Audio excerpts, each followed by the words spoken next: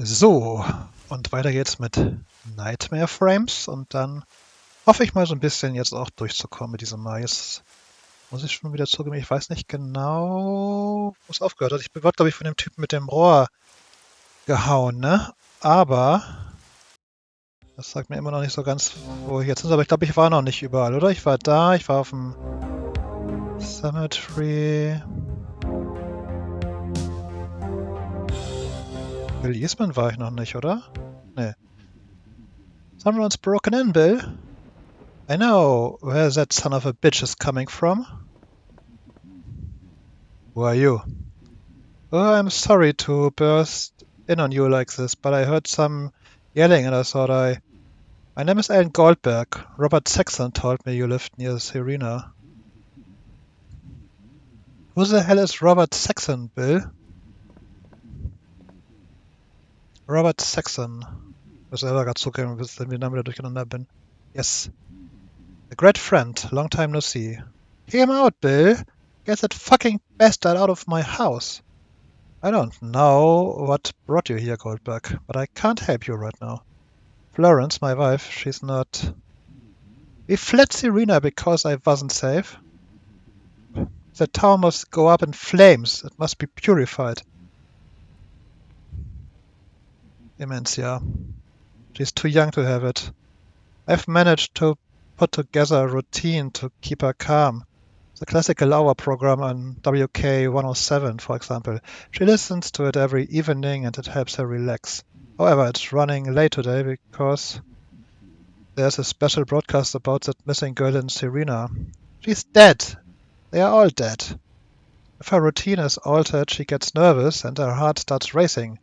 She can get tachycardia, and I'd be happy to talk to you, Goldberg, but it will have to be later. Of course, I understand. Robert's friends are my friends too. You are welcome at my home. Let's try the breathing exercise, shall we? No. Where's my music? Where? Okay, ich kann hier aber doch immerhin Sachen machen. Bookshelves. Bill always had a preference for Frederick Forsyth or John le Carré's political thrillers, while Florence devoured everything Stephen King put out. Benutzen.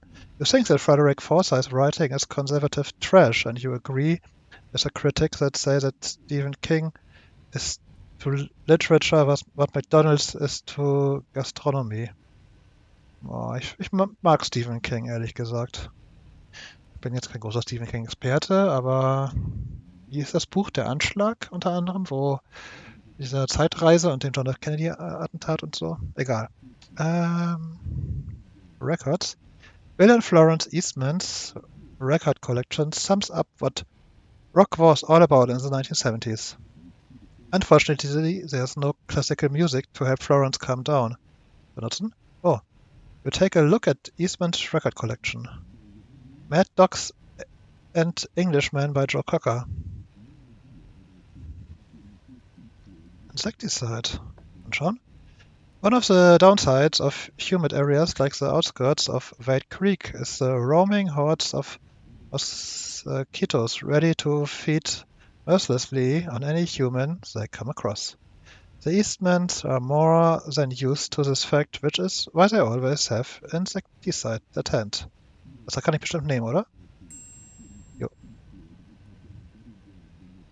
Door anschauen. The door leads to the Eastman's bedroom. Da kann ich bestimmt nicht rein. No one invited you in there. Photo. Bill and Florence photo was taken in the mid-70s. They were both in perfect health and ready to take on the world. This photo? Florence had her daughter Meredith attend her senior year of high school at Wade Creek, Sheridan. That decision meant that her daughter did not perish in the flames at Serena's Clark Morgan High School like all her former classmates. War schon bitter. You didn't come here to steal the Eastman family photograph, und da? It's too beautiful a souvenir to be taken away from its owners. Radio anschauen. WK 107, located in Wade Creek, is broadcasting a new special about Sarah Jordan's disappearance, the Classical Hour, the program that made it possible for Florence Eastman to relax without any medication, normally airs at this time. Benutzen. In a telephone call, a guy is theorizing that the disappearance of the Jordan Girl is connected to that of Mary Elizabeth Hellman in 1975. Das glaube ich auch. He also has a theory that Serena's entire history of misfortune is due to the fact that one of the witches in the Salem trials was originally from Serena. You memorize the phone number. The host cuts her caller off and says, just a reminder that you can call us at 555-3231 if you have any information about the disappearance of Sarah Jordan. You notice in her voice that she is wishing the person on the air would just get his call over with. Ja, das ist aber interessant. Er hat sich jetzt die Nummer vom Radio gemerkt oder auch die... Der Caller wird aber nicht seine Telefonnummer angegeben haben. Aber dann kann ich da gleich von der Polizeistation anrufen. Bill Eastman. Bill Eastman tries to calm his wife. Sometimes these altered states have landed Florence in the emergency room. Bill doesn't want to go through that again. Bill Eastman will be able to talk to you when the situation is right. No, it's not. Florence Eastman. Florence Eastman's dementia has been getting worse these past few months. Sometimes she screams and curses the town she's barely thought about for the past 15 years. The replacement of the classical hour with a special program about the disappearance of Sarah Jordan has altered Florence's routine. Gut, dann gehen wir mal. Was mir als erstes einfällt, ist da einmal anzurufen.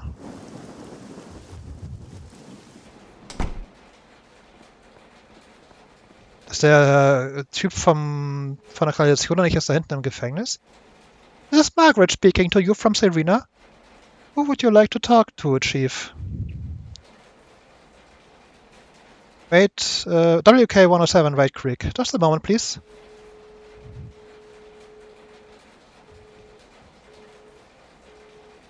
Das klingt nicht so erfolgreich. Line is busy, Chief.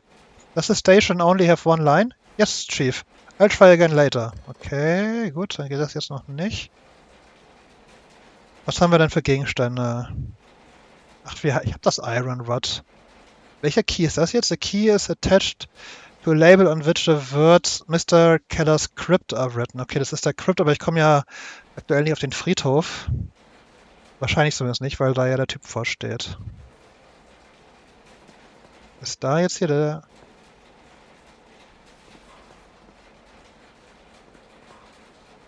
When you close the door, you swore to never set foot in another cell for the rest of your life, remember?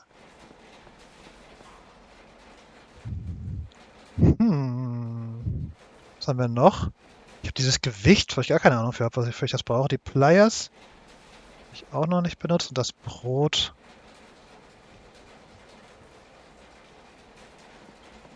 Ich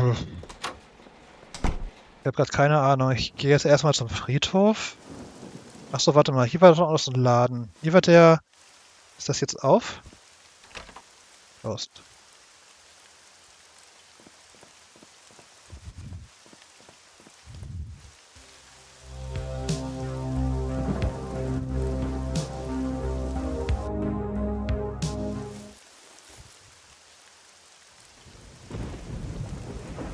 I'm not going to convince Willy with that, okay. Willy?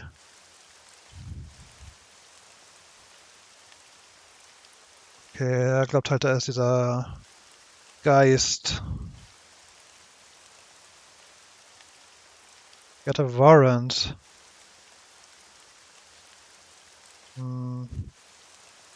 Geht gerade nicht. Ich gehe jetzt einfach mal nochmal die Orte hier gegen den Uhrzeigersinn durch. Die Brücke. Ah, warte mal, hier war doch das hier. Aber da habe ich auch nichts, womit ich da irgendwie hinkommen könnte. Das ist der Saxon. Ach, er hat mir gesagt, der andere ist da. So war das. Obwohl nicht, wer war denn Bill Eastman nochmal? Ach, Bill Eastman war der Journalist, ne? Bill Eastman war der Keller damals interviewt hatte. Ich erinnere mich. Okay, hier, glaube ich, ist gerade... Kann ich das Rohr auf die Möwe werfen?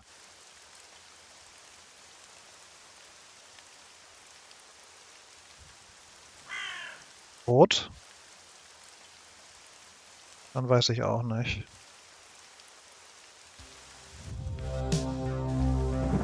Oh, here's eine Gans. Geese tend to be very territorial animals, and this one in particular doesn't seem to be having a very good day. Benutzen? Oder würde ich jetzt... Be careful, Alice. These animals usually have very strong beaks. Okay, ich kann ihm mal versuchen, Brot zu geben. Good idea. But in addition to not wanting to get pecked feeding the goose, you want to keep it away from here. Right? Okay. Was sagt die Side? The goose is not interested in that. Okay, alles andere ist Blödsinn, oder? Was mit dem Rohr noch? Do you want to contribute to polluting the... Ne, nicht mit dem River, mit der Goose. Achso, warte mal, dann... Will ich das vielleicht auch eben mit dem River? Nee. Ach ja, das stimmt auch, die Goose is not interested. Okay, okay, okay. Ich weiß auch noch nicht, warum ich damit hin wollen sollte. Oh, da ist eine Box. The goose appears to be guarding a small metal box that is probably pulled from the bottom of the river. Okay, da komme ich nur nicht hin, wegen der blöden Gans. Sicherheitshalber. Interested klingt aber auch so, als sollte ich... Egal. Okay, was ist mal interessant? Gehen wir mal hier hin. Lord Daggett has told you that he is going to get ready to bury his dog. Don't bother him. Okay.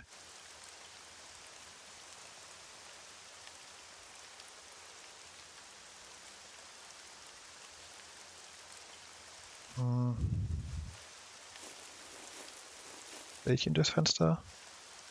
Nee. Trifft glaube ich auch gerade nicht. Serena Garcette. Kann ich da nochmal wieder... Okay, go inside. Wie komme ich dann da raus? It's considerable fall down to the remains of the newspaper and it's not wise to go back either in case other parts of the floor collapse. Anyway, now you've gotten what you wanted from down there. Why risk it again? Okay, das Spiel sagt mir, ich muss da nicht wieder hin, glaube ich, ne?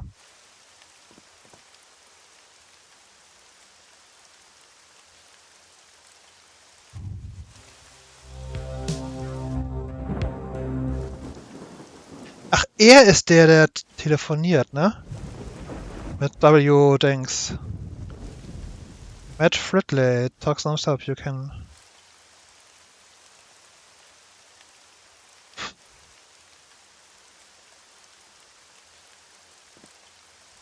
Oh.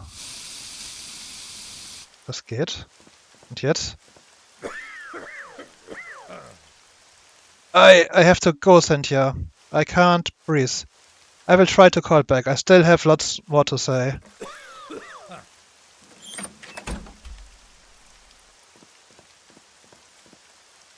You notice that there are still particles of insecticide floating inside, so you don't dare go inside. If you want to make a call, you can use a... Ja, bei der Police Station. Das mache ich dann doch auch gleich mal.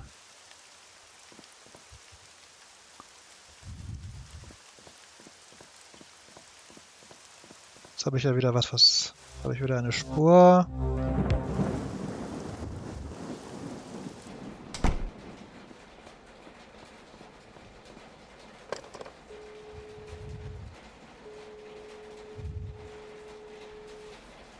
WK-107, Doug speaking.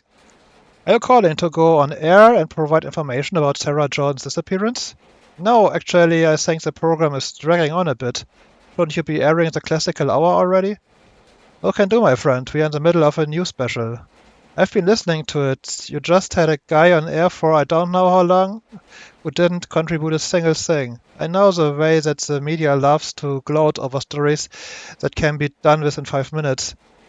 You don't hear anything on the other end of the line and you start to think that this was not the best way to convince WK-107 to air Florence Eastman's favorite show. Hello? Listen up, buddy. We believe we are providing a public service by attempting to gather as much information as possible about this poor girl. I have no doubt about it, but there's just no information to gather. Chief Bowman has not been able to find her, and he does not have any leads either. How did you know that? Because I know the chief. So the best thing you can do is to wrap up the news special and resume the regular schedule. Can I be honest with you? Please. This is a small radio station. It is very difficult for us to generate our own content, so this is a huge opportunity for us. Do you want content? I can give you content. I'm a Hollywood screenwriter. You can interview me if you wish. Hollywood screenwriter? What films have you written? Does Lunatic ring any bell? Wait a minute, you are the screenwriter of one of the highest grossing films this season? I'm sure you have a lot to tell the listeners. Yes, I'm Alan Goldberg. You can check the credits. And you would really give us an interview? Yes, as long as you air the classical hour when I hang up. Consider it done, my friend. Can you drop by the station tonight? Shall we say 9 o'clock? Perfect. You can't see Doug, but right now he's tapping on the glass of the booth, letting Cynthia, the announcer, know that the newscast is over. All right, Mr. Goldberg, we look forward to seeing you tonight. Da kommen wir schon gleich neue Location aber auch, oder? It will be my pleasure. Much to your own surprise, you realize that you wouldn't have a problem giving an interview to a small radio station. What's going on with you, Ellen? A day earlier, you would have turned down even the Hollywood reporter. Still, you know that the interview won't happen. You have too much to do. Shots as talking to Bill Eastman. Ja, danke, Spiel. Ich weiß schon, dass ich das jetzt tun muss.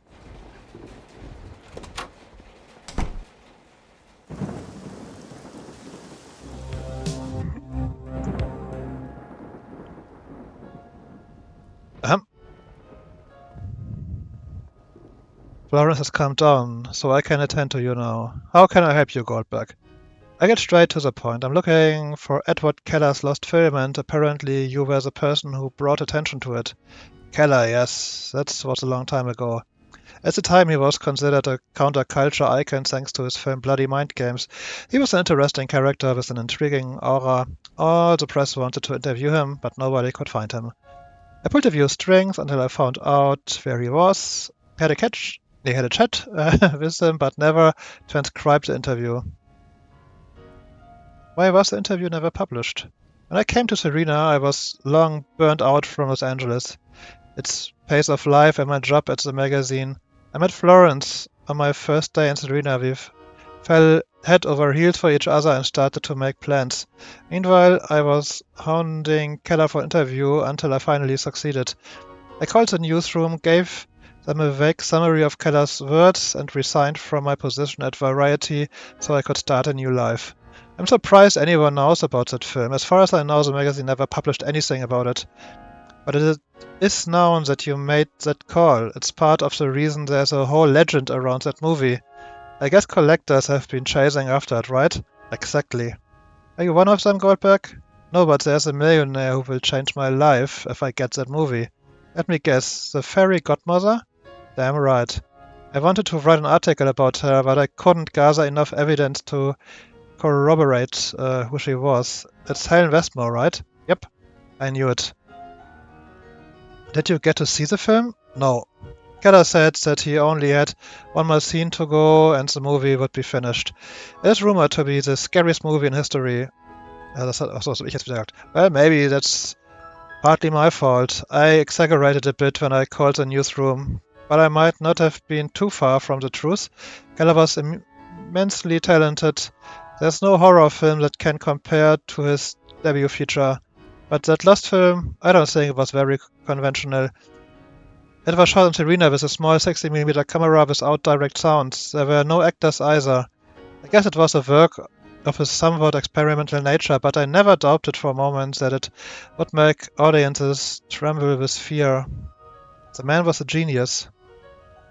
Who could have the film? I read about his death in the Serena Gazette, but there was nothing about the film in the article. He probably hid it somewhere and took the secret with him to his grave. Ja, ich will Schlüssel hier schon dafür.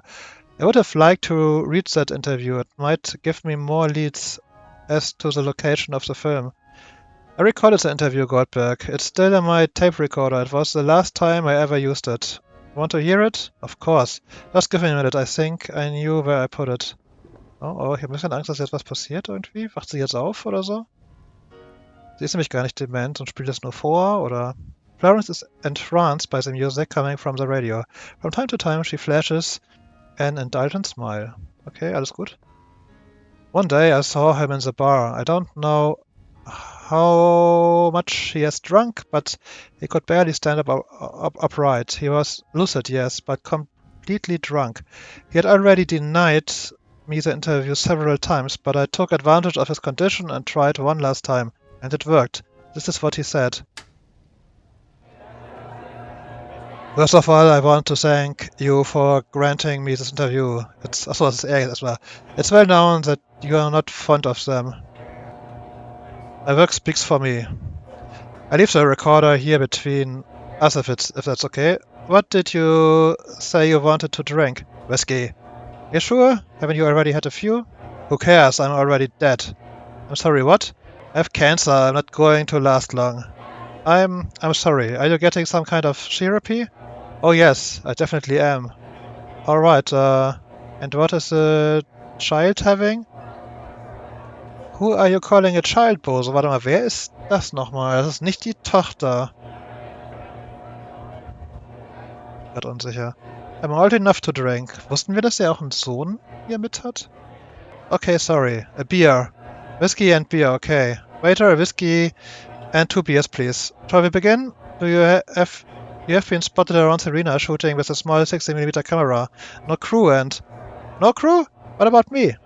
Please excuse my assistant director. He is young and impulsive. Okay. Wer ist das? Vielleicht finden wir den ja auch noch hier. Yes, what are you shooting exactly? My new film. It will be different from Bloody Mind Games. Smaller, less conventional, but really terrifying. What do you feel when you watch a horror movie? Fear, anger, but as soon as the projection is over, it all fades away. It is a false sensation, and that can be considered a failure for any director. You want to go further? I'm going further. Here you go, gentlemen. 1 whiskey and 2... What the fuck are you doing, Patrick? Rolling a joint, problem? I'm not going to let you smoke that hippie shit in here. What the fuck is wrong with you, man? Everybody's smoking. Yeah, but not that shit. Wait outside, Patrick. I'm taking the beer. This isn't over, Gene. Watch your back. Alter, der Typ. Damn kid, always making trouble. When you say you are going further, what do you mean? More blood, more killings? That's for amateurs. I have found a way to shoot a film and have the audience feel the true essence of fear. They won't be safe during the screening, and if they make it out alive, they will carry that fear with them for the rest of their lives. And I will feed on their fear. That terror will make me, Edward Keller, transcend. I will be immortal. Wow, that will make for a pretty good tagline. You think I'm joking? Do I look like I don't take my job seriously? Can you see why I don't give interviews? You are not ready to hear the truth. I'm sorry, I didn't mean to offend you. Please accept my apologies. When will we be able to watch this film? It's almost ready. All that's left is to shoot the big final scene, the one that will make... I think I'm wasting my time with you. I'm leaving. I didn't mean to offend you. Please stay. What an asshole. Yes, he didn't inspire much sympathy in the town. Who was that kid in the recording? Patrick Robinson. I'd completely forgotten about him. He was a troubled orphan who used to run around the arena. Keller became fond of him and took him as an assistant. If he helped make the film and Keller is dead, he may be the only person who knows of its whereabouts. Probably. What happened to him? Is he still hanging around the arena? He wasn't quite right in the head.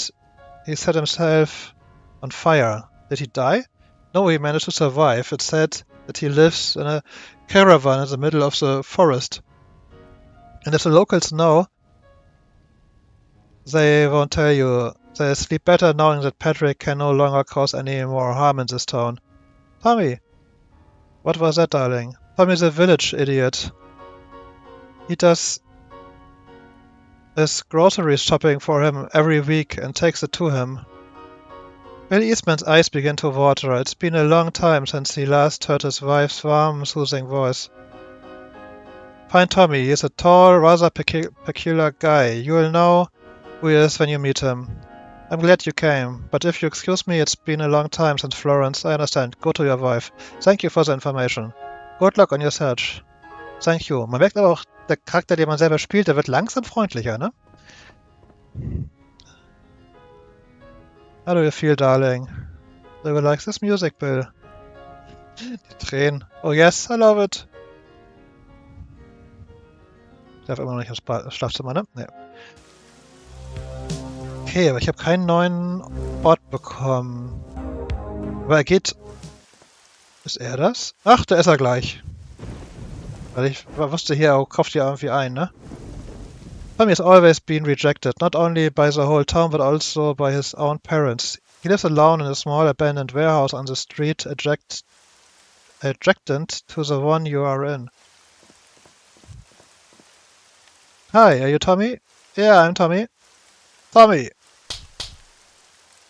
Hey, easy, don't hurt yourself. I can never remember my last name. This is why they say I'm an idiot. I've been told that you know where I can find... Paul doesn't sell bait anymore. What?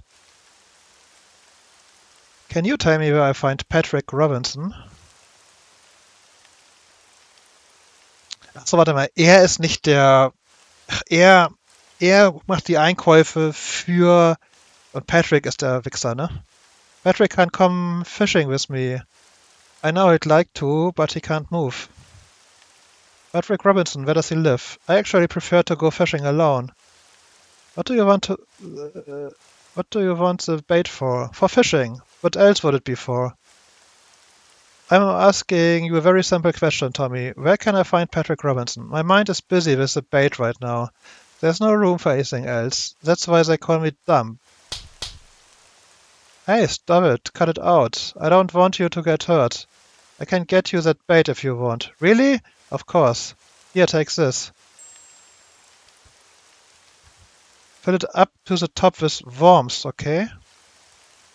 Where can I find some worms? Paul used to sell them, but not anymore. If I knew where to find them, I'd do it myself. That I can do. Warte mal, ich glaube, ich weiß vor dem Friedhof, oder? Der Rasendings da. See you around, Tommy. Goodbye, my friend. Ich gehe nur mal kurz hier rein, aber das wird wahrscheinlich nichts bringen, oder?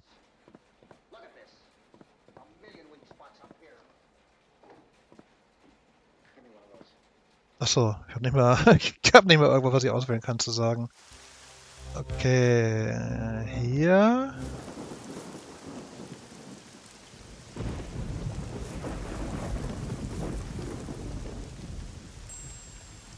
Can full of worms. Wusste ich doch. I hope here's enough.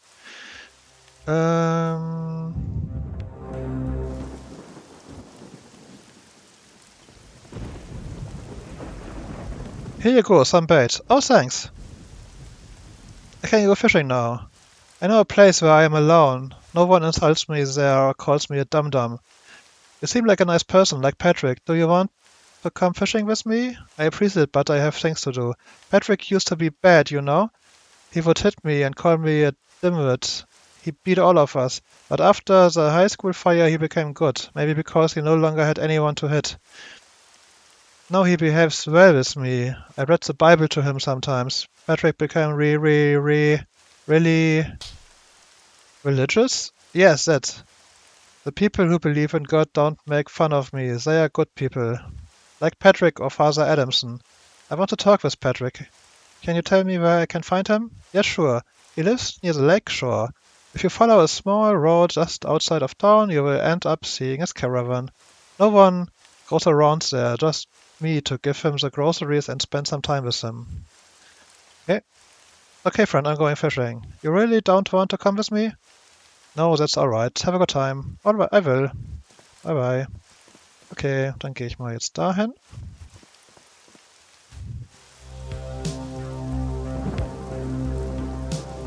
Hier.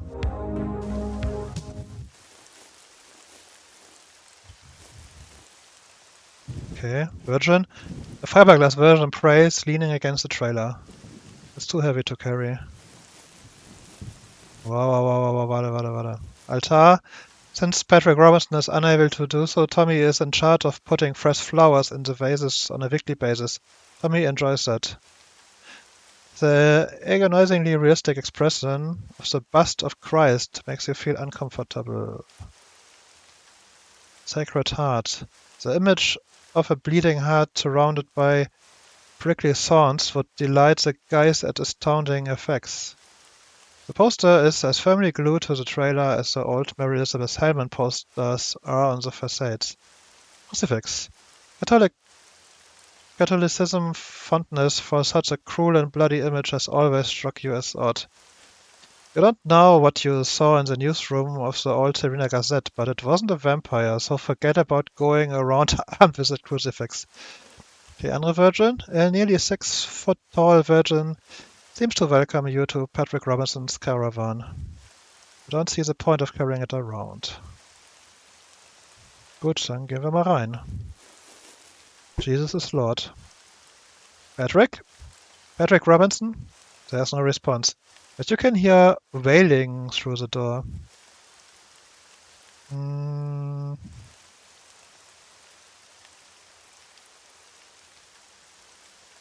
Weiß nicht, benutzen einfach mal alle Sachen damit.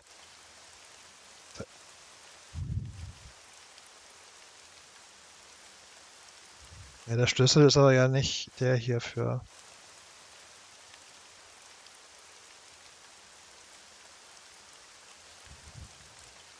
Was heißt denn? The door is the only part of the trailer that is not decorated with any religious motifs. I'm coming in, okay? Oh. Ah, okay. Okay, erstmal alles anschauen. Kitchen. Tommy promised to wash the dirty dishes piled up in the sink, but he always forgets. Patrick doesn't remind him either. That poor kid does enough for him. Nutzen? It would be a nice gesture to wash Patrick's dishes, but the water tank is empty.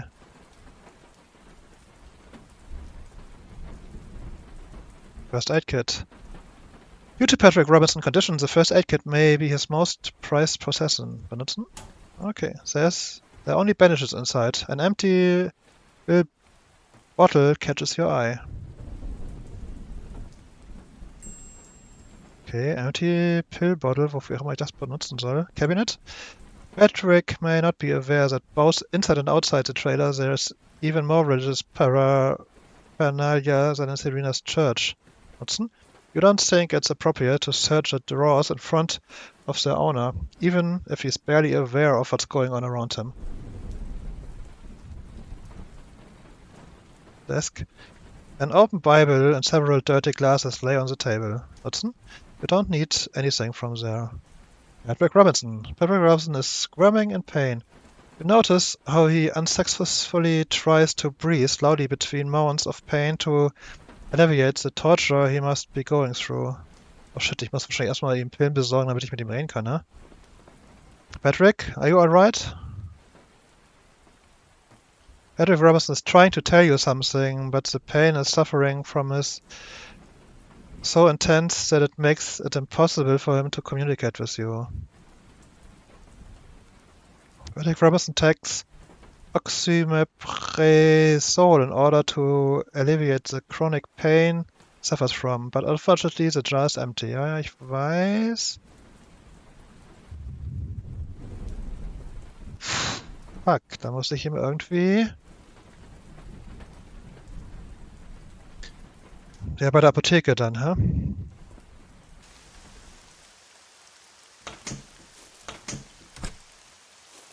Warte mal, kann man nach rechts noch weiterlaufen? Nee.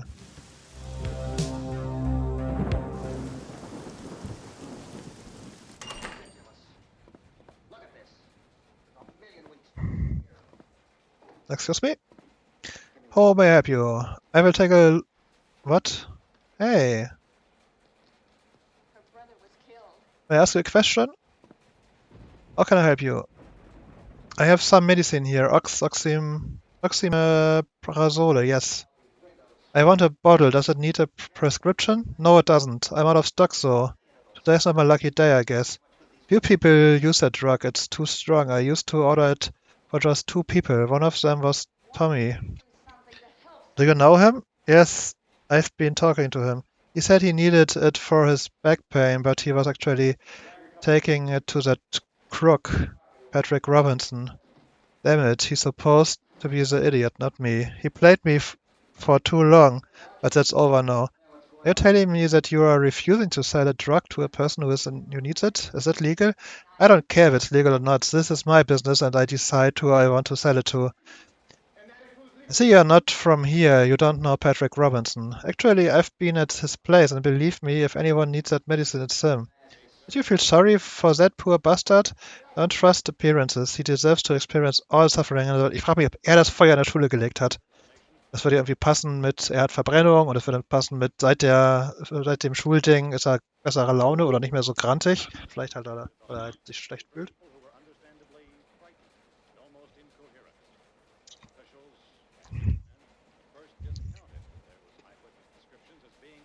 They believe in karma because I do. Let him suffer. He did a lot of damage here in Serena.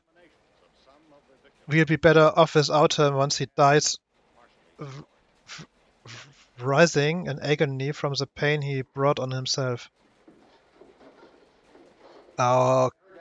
Okay. Das heißt aber... Oh, why is animosity towards Patrick Robinson? It's obvious that you didn't get to know him.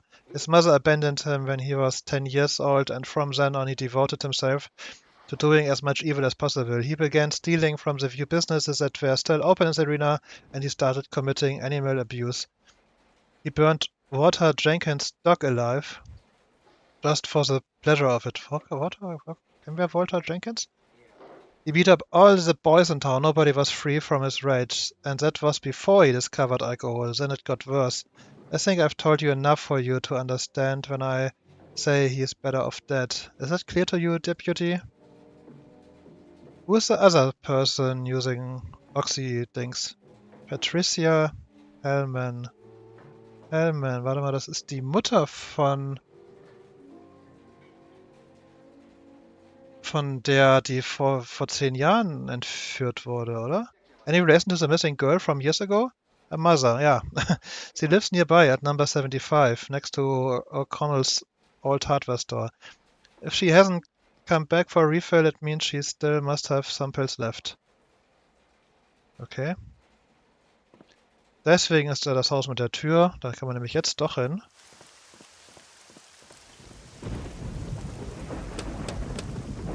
Mrs. Hellman? Wow, das Bild. Come in, it's open.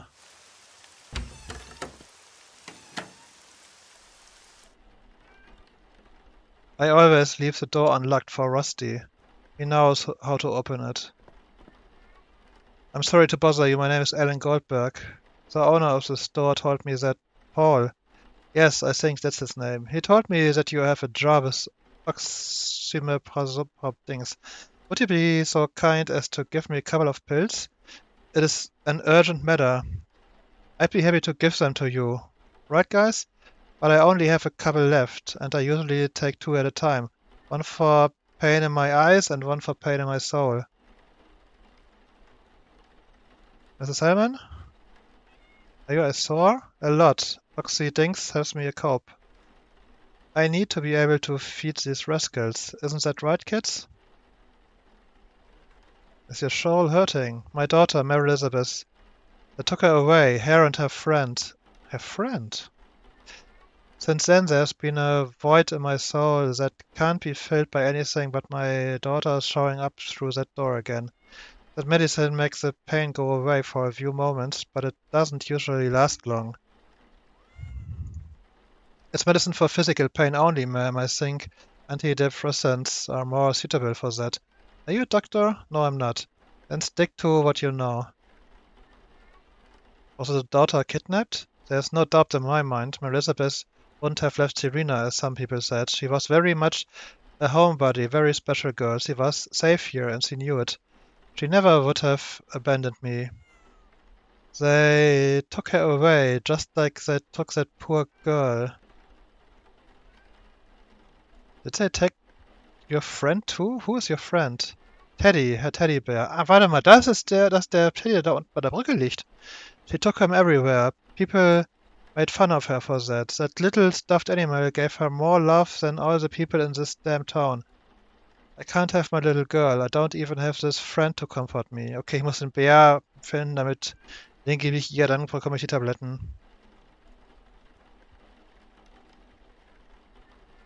Is there anything I can do for you? I don't want to live with this pain in my soul. Can you help me? Do you know how to do it? Nice talking to you. Okay, warte mal. Jetzt haben wir hier wieder viele... Smokey. Smokey waits patiently for Patricia to refill his plate of food. Nutzen? Smokey does not like to be petted. You don't like petting cats either. The photo must predate the missing person posters you've been seeing all day by 3 or 4 years. It shows Mary Elizabeth with Teddy, her best friend. Watson? At first, Patricia was concerned when she listened to the long conversations between her daughter and Teddy.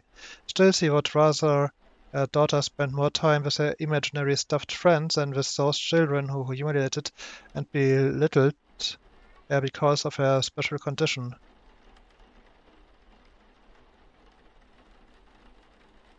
Molly. A week ago, Molly gave birth to a litter of 6 kittens. Then she does nothing but sleep on the couch. Watson, Molly won't pay any attention to you. Picture das Abendmahl hier, ne? Patricia taught her daughter to crochet. Together they reproduced the Last Supper of Leonardo da Vinci. Patricia was proud of Mary Elizabeth. Watson, in the absence of glass, dust has been adhering to the fabric for years. Patricia Hellman anschauen. Patricia keeps her eyes glued to the floor as he mumbles something you can't hear.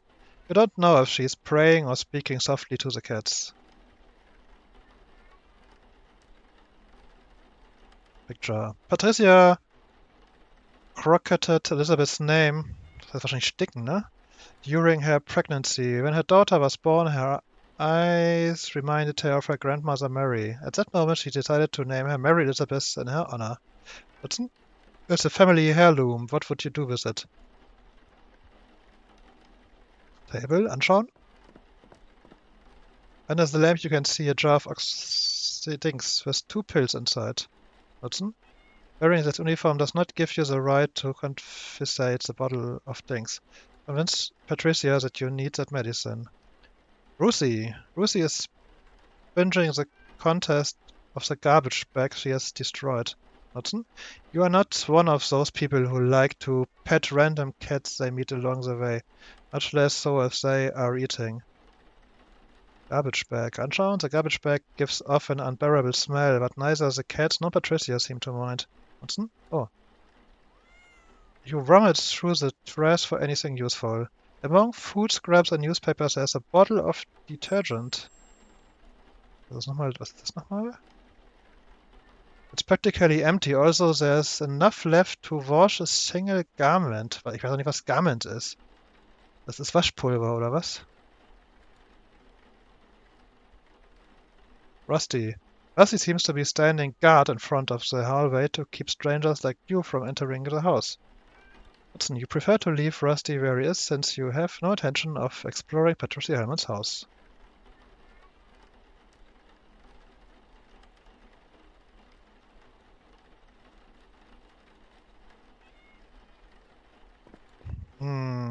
Okay, ich brauche diesen Teddy.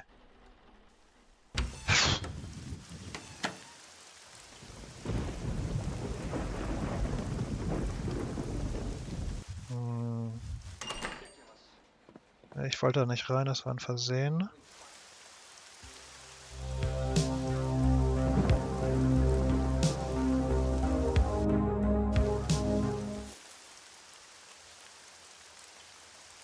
Do you want to contribute to polluting the river even more? Naja, aber... Ich bin noch nicht für die Goose hier, ne? Hier kommen wir aktuell nicht weiter.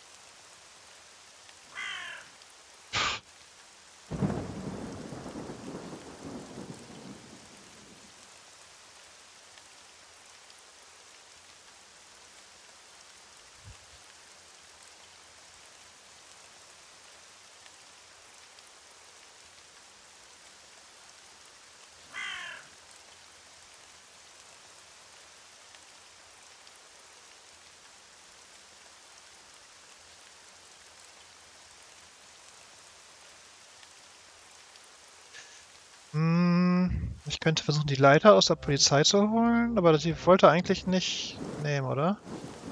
Vielleicht... Vor allem, wie soll er die mitschleppen?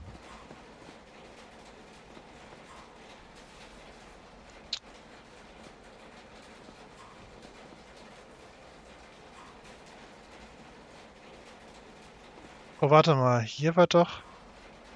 Can use a press if you need to force something open. But it's missing the handle that turns... Ah, warte mal. The metal rod fits perfectly into the screw hole. You can now use the press.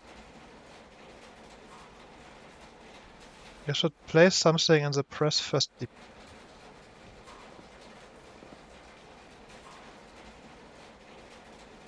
Achso, warte mal. Nicht das?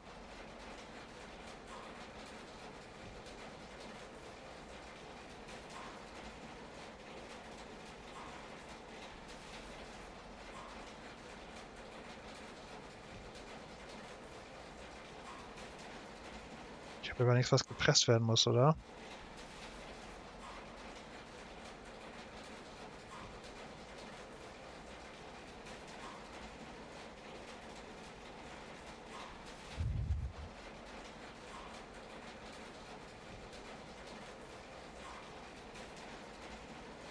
Shit.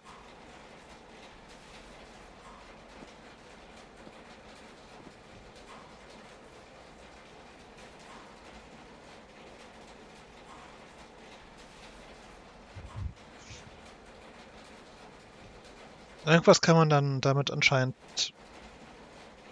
ja, glätten, ne? Zum Beispiel irgendwie verrechnete Fotos oder so. Hm.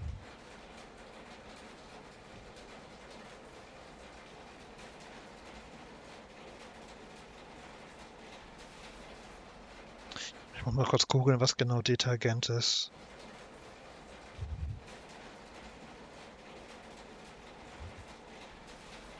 Ich glaube, es ist Waschmittel, oder? Ja, es ist Waschmittel.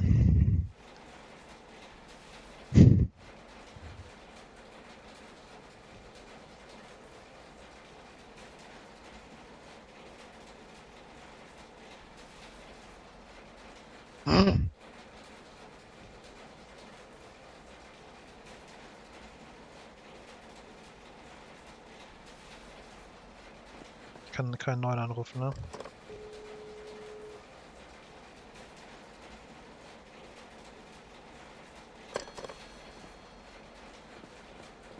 Hm.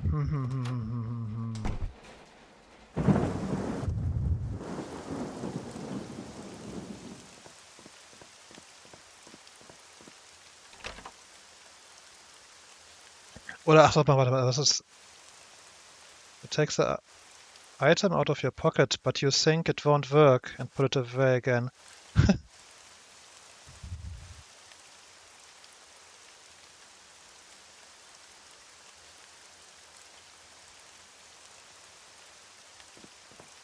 Ich weiß nicht. Weiß nicht.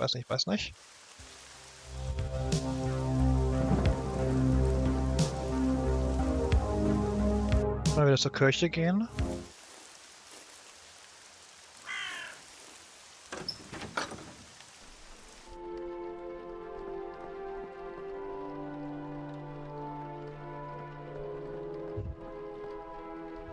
Immerhin hat er, vielleicht weiß er ein bisschen noch was.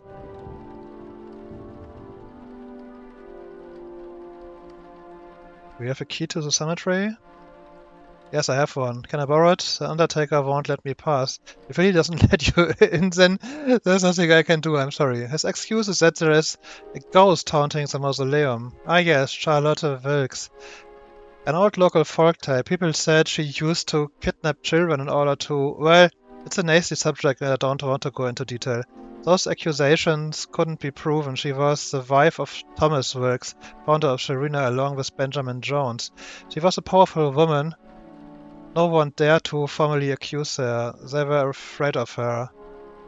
It's all fine and dandy, but I don't think that's a reason to be barred from entering a public place. I'm so sorry, Deputy. If I give you the key, I get in trouble with Willie. The backslash aren't known for their manners, and certainly not for their problem-solving skills. There's nothing I can do for you, I'm sorry, really I am.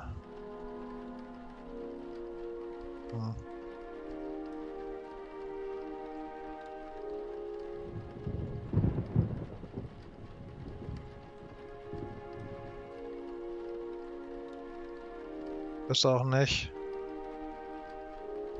Brot hier, Leib Jesu oder so? Damn.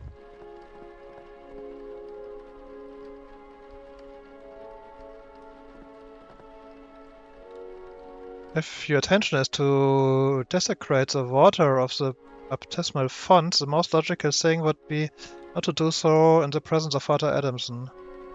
Okay, das heißt, ich muss ihn vielleicht irgendwie ablenken.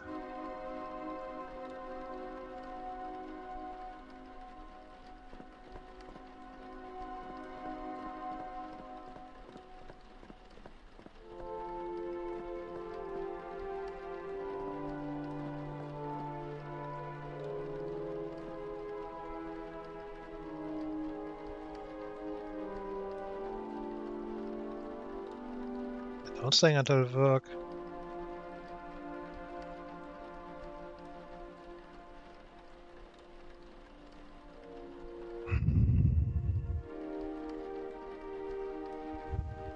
Okay, aber das scheint eine Möglichkeit zu sein, irgendwie...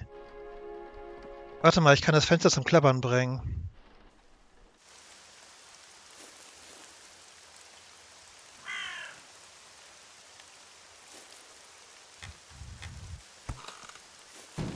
Jetzt klappert das.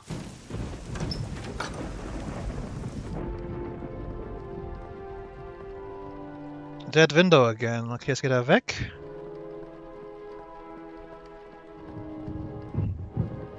Jetzt kann ich das Waschmittelpulverzeug da rein tun. You will probably go to hell for this. So, nur was jetzt? Closed.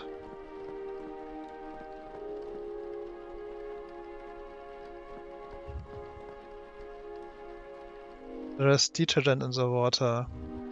Ach, er hat auch doch Probleme mit seinen Augen oder irgendwas, ne? Practically the entire population of Sharina passed through that baptismal... Okay. Vielleicht sollte ich dann nochmal... Okay. Achso, okay.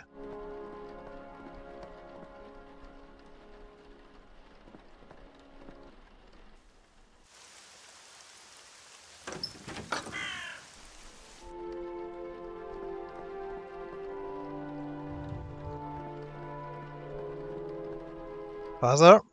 Ja.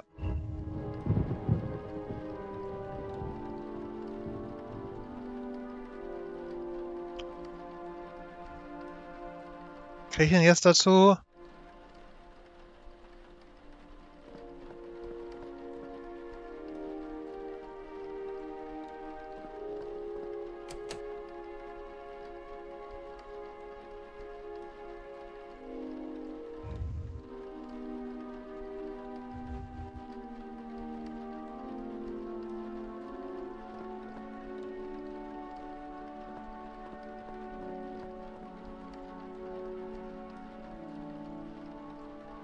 Ich bin auch gefühlt schon so nah dran. Muss ich noch was anderes reintun? Brot oder so? Wenn ich das nochmal abmachen kann, ist das wahrscheinlich ein Zeichen. Ja, oder?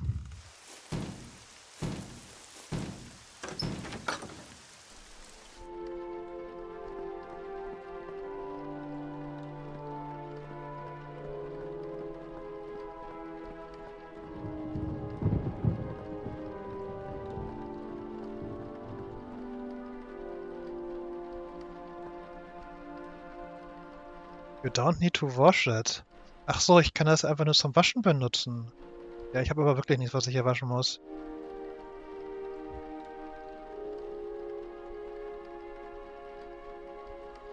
Ja, toll.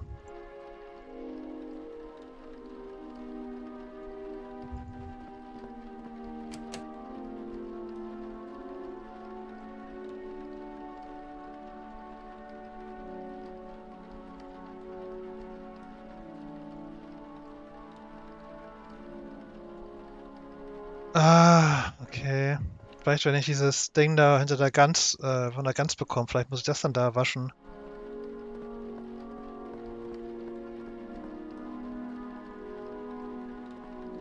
Hm.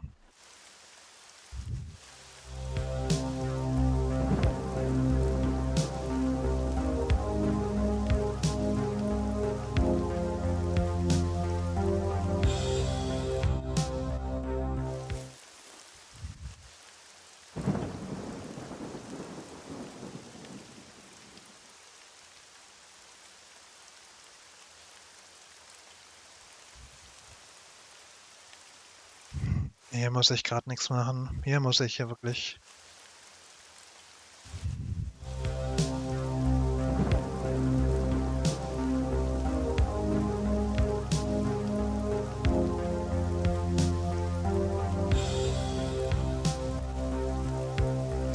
Mhm.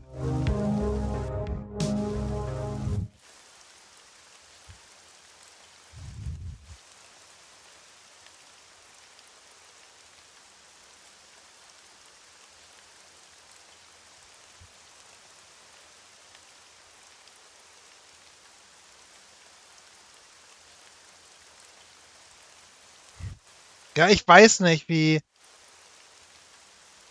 Wie will ich diese blöde Gans dann los?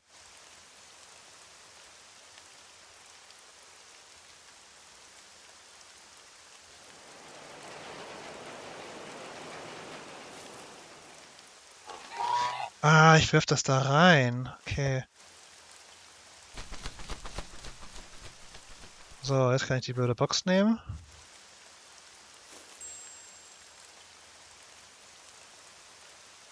Through the rust that covers the metal, you can barely make out that it is a fishing instrument. Unfortunately, corrosion has sealed it shut, and no matter how hard you try, you will not be able to open it with your bare hands. Okay, das muss ich vielleicht in der Kirche jetzt waschen.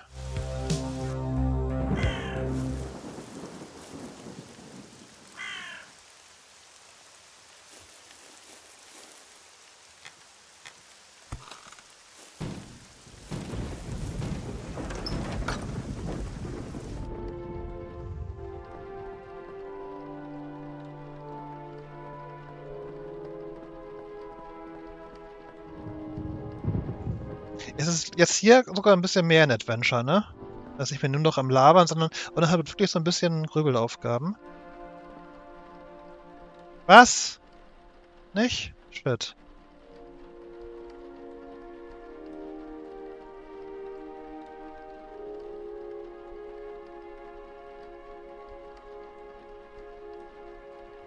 Achso, warte mal damit. Try to use the pliers to open the box, but all you manage to do is scratch it. Maybe you should use something more robust to open it. You remember seeing something in the cell at the police station that might help you. Gott, das Spiel gibt mir aber auch jetzt hier Tipps. Okay, dann ist das wahrscheinlich, was ich mit diesem Blätter da machen muss. Aber ich muss es doch eigentlich öffnen und nicht platt machen. Okay.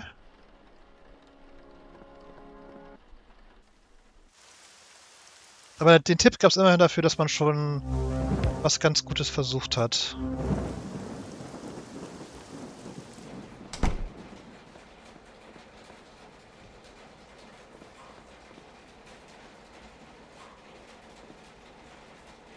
You place the box in the press and start turning the lever. Ich weiß auch nicht so genau, wofür das normalerweise sein soll für Wäsche. It's open. Inside there is only a fishing line spool together with a hook of about 2 inches. Inventory item, spool and hook. Ja, damit kann ich doch den Bären vielleicht jetzt fangen, oder?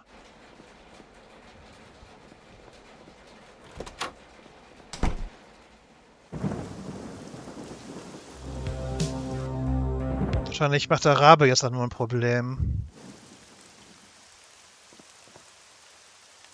Soweit, so gut.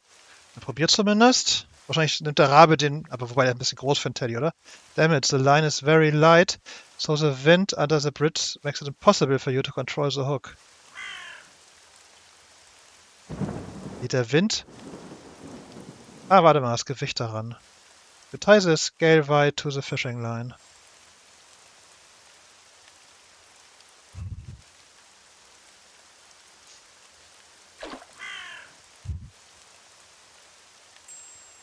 Gut, haben wir den Teddy. Der muss vielleicht erstmal gewaschen werden, oder?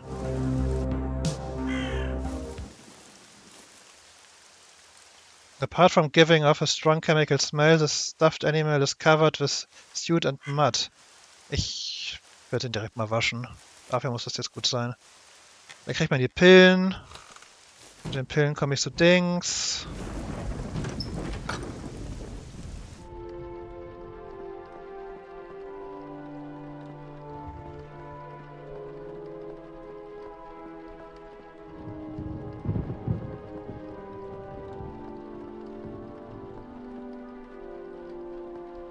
Tadam.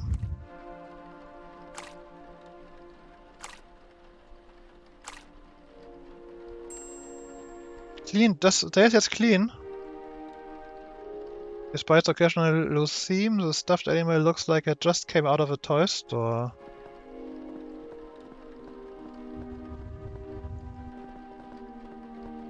Dass der sich immer erstmal hinsetzen muss, bevor man selber rausgehen kann. Hm. Gut, so.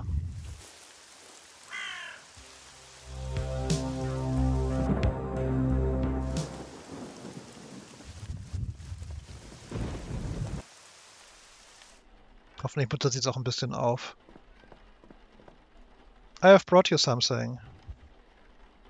Teddy, where did you find it? Under the bridge, trapped between some rocks. I'm so happy to see you, Teddy. Do you know where my Mary Elizabeth is? I have a lot to talk to you with, Teddy. You can take an oximer prop dingser pill with you. Thank you. You put a pill in the empty jar you were carrying. One will be enough for me. The pain in my soul is gone. All that's left is the pain in my eyes, you know? Wah! I had to rid them off because I kept seeing her ghost. Oh. Good heavens! It was a shade with glowing eyes. It wasn't her. I know she's still alive. I must go. Be careful out there. The arena is damned. Eieiei. Sich die Augen raus, was weiß ich, geschnitten, gerissen, was auch immer.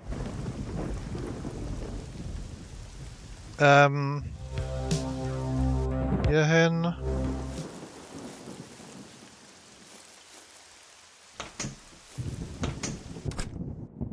Brauche noch Wasser zur Pille oder reicht das so?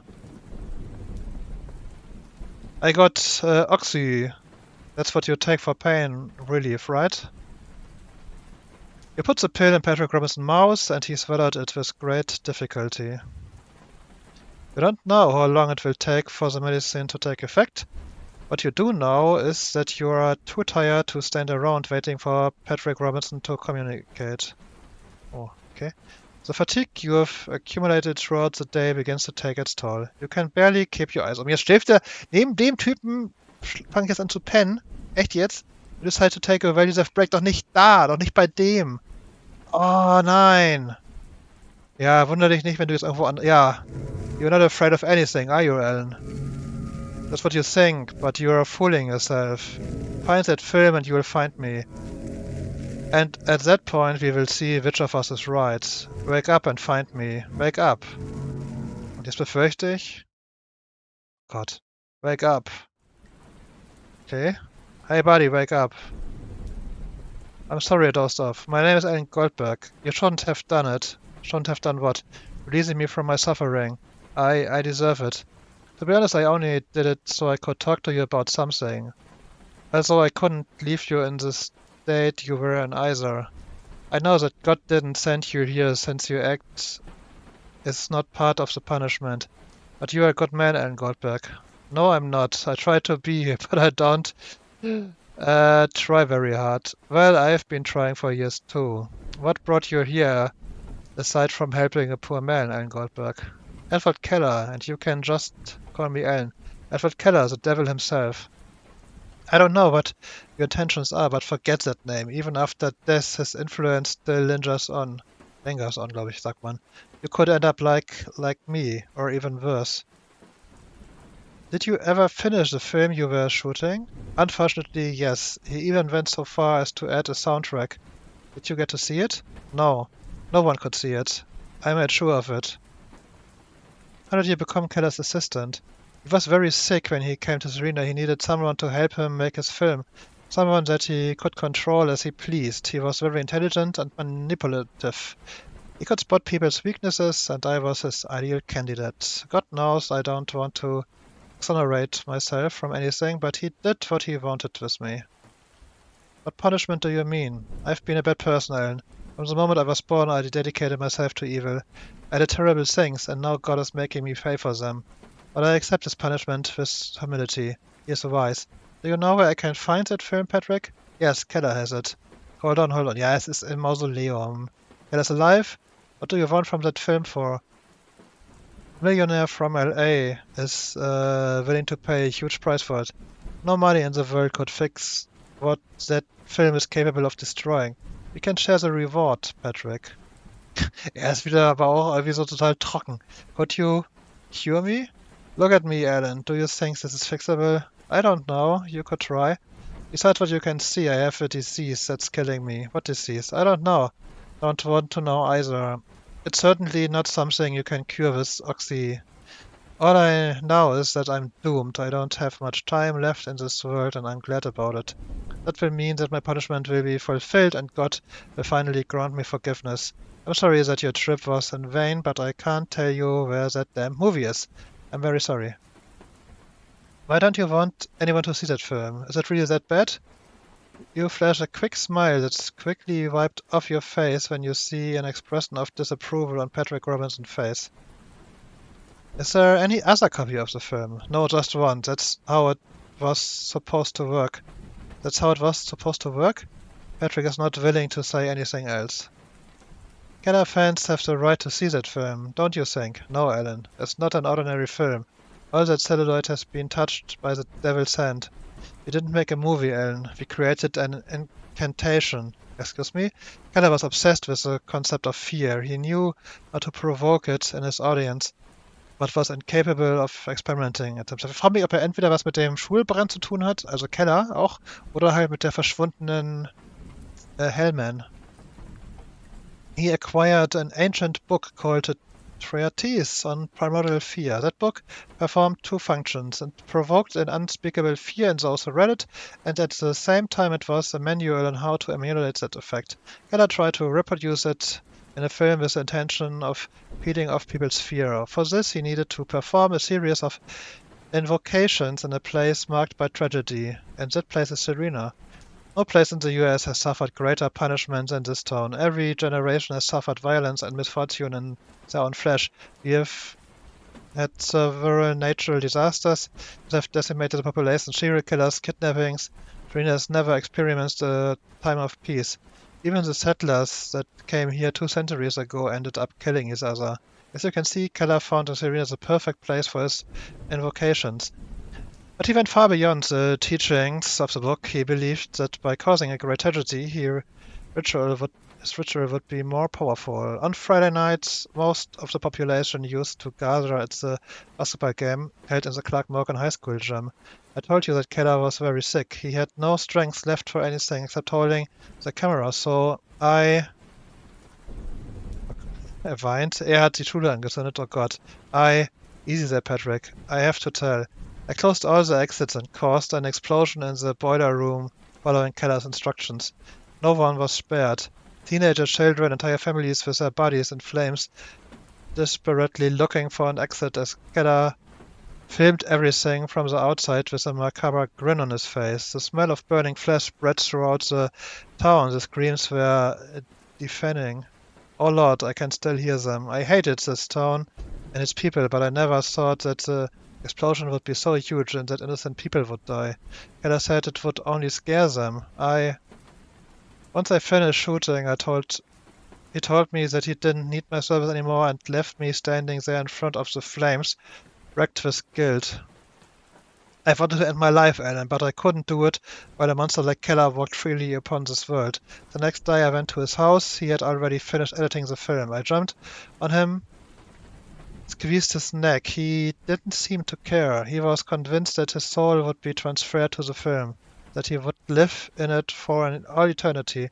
Once he died, I left with the film can, not knowing what to do with it.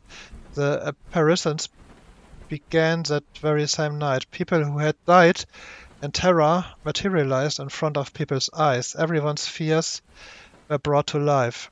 I've seen it. It's hard for me to admit it, but I've seen it. The book that Keller brought was harmless, if unread, but what he filmed had a life of its own. Since then, Serena has been cursed more than it was before, and I contributed to that. With Keller dead and the film properly secured, it was my turn. I had to die. I dosed myself with gasoline, trying to experience the pain of all those people I had killed. I lit a match and began to burn, but some guys came and extinguished the flames. They wouldn't let me die in peace. I confessed everything to Father Adamson, about the film, about the fire, about my suicide attempts. He said I was not prepared to answer before God yet. That's why I can't die, not until God tells me to. What did you do with the film, Patrick? Where is it? Oh my goodness, I hadn't noticed the signal. What signal? You! You are the signal, don't you see? You have come for the movie, but not for the reason you think. God has sent you here for what I could not destroy it. That's it, isn't it? After everything Patrick has told you and knowing what your response is going to be, you can't help but feel dirty. Normally, your selfishness is no problem for you, but lying to a poor dying man who has opened his heart to you in search of redemption is too much, even for you. Yeah, I guess after hearing your story, that must be my mission. Tell me where to find it and I'll burn that damn film. I told you Keller had it. I snuck into the morgue before he was moved, opened up his stomach and injected the film into his guts. When I got out of there, I decided to take my own life, believing everything was over, but that was not the case. The film's influence spread through its contact with Keller. He lives eternally in it. I'm a mess, Ellen. Serena became a haunted town because of me, so the film can be found in Keller's body, in the cemetery. In one of the corridors of the mausoleum there are two stagers guarding the entrance to a crypt. That's where his body is. I guess it's time to end this curse, don't you think? Yes, of course. Can you do me a favor before you go? Of course. In the left door of that cabinet there is a small jewelry box. Can you bring it to me? Yes. Here? Yes, that's the door. Oh, da ist wahrscheinlich eine Pistole drin. Here you go. Thank you. I must go now, Patrick. I drop by when it's all over, okay? That won't be necessary. I know you will destroy that film. God has put his trust in you, and I trust him. In fact, I won't be around anymore. I have been saving this for a long time, waiting for the right moment. The time has come for God to forgive me. What are you going to do? Ja, da ist eine Pistole drin, die zieht sich jetzt in den Kopf. Ellen, du bist ein bisschen schwer vom Begriff manchmal. I'm going to end it all. Put an end to the curse, Ellen. Patrick! Oh shit, no. Ja. Ellen, du bist ein bisschen begriffsstutzig. Damn it. Ellen! Oh, von ihm bekomme ich jetzt die Untersuchung für den Friedhof. Tommy told me where I could find you. Oh, I heard a gunshot. Did you hear it too? Yes, Patrick Robinson has shot himself. Who the hell is Patrick Robinson? The guy that lived in the trailer. So he shot himself? What the fuck are you saying? Go check the corpse. You will see that it was a suicide. Easy, Ellen. I believe you. But you can't deny that since you have arrived, strange things have been happening. I don't need to be here for strange things to happen, and you know it. Alright. Let's calm down, shall we? Jesus, Mary, and Joseph. Watch out, Ellen. Ah, God. What the fuck? That legit son of a bitch was right. It's a witch who ate his dog. Nein, ich glaube, das ist vielleicht die Tochter. Schieß ihn nicht. Get out of the way, Ellen. Wait a minute. What are you doing? I know who she is, Rick. Put the gun down. What? Are you serious? Mary Elizabeth? What? Mary Elizabeth Hellman? The picture is all over town still. There was also a portrait of her at the house. Look at her face, Rick. I'm convinced it's her. Fuck, it's true. Don't be afraid, Mary Elizabeth. We found you. Your mother is waiting for you. Mother? Yes, she's Patricia, isn't she? Mother? She never gave up her hopes of finding you. Mom? I want Mom. Yes, sweetheart, we are going to take you to her. And at that very moment, your cold heart breaks into 1,000 pieces and you end up crying in the rain together with Mary Elizabeth Hellman. Okay, sehen wir, wie die jetzt da hinkommt? Oh.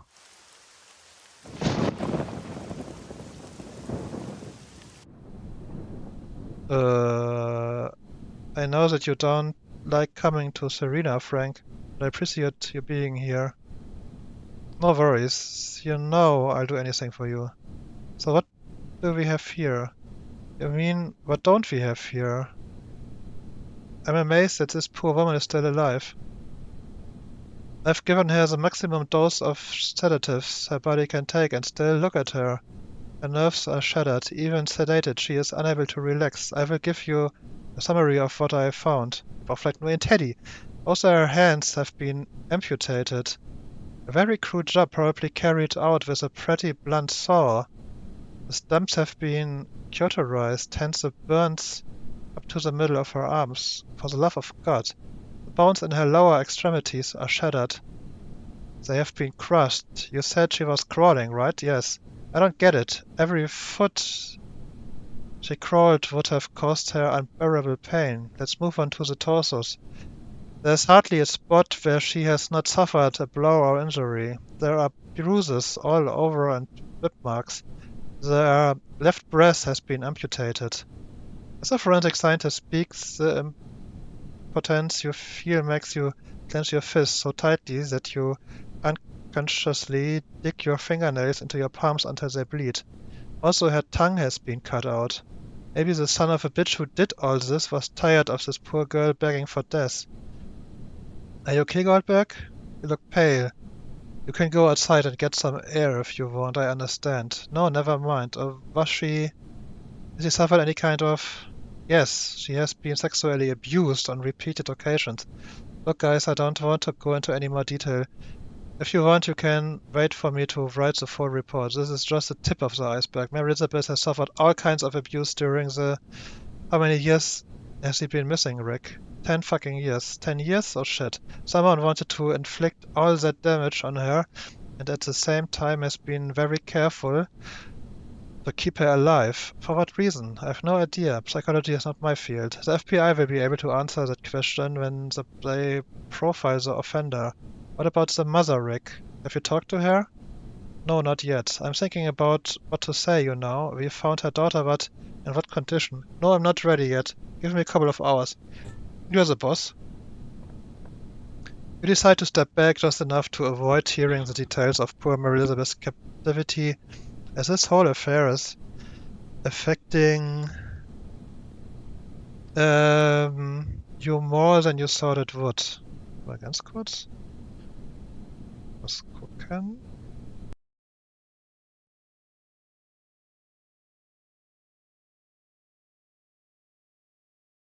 Okay, nee, alles gut.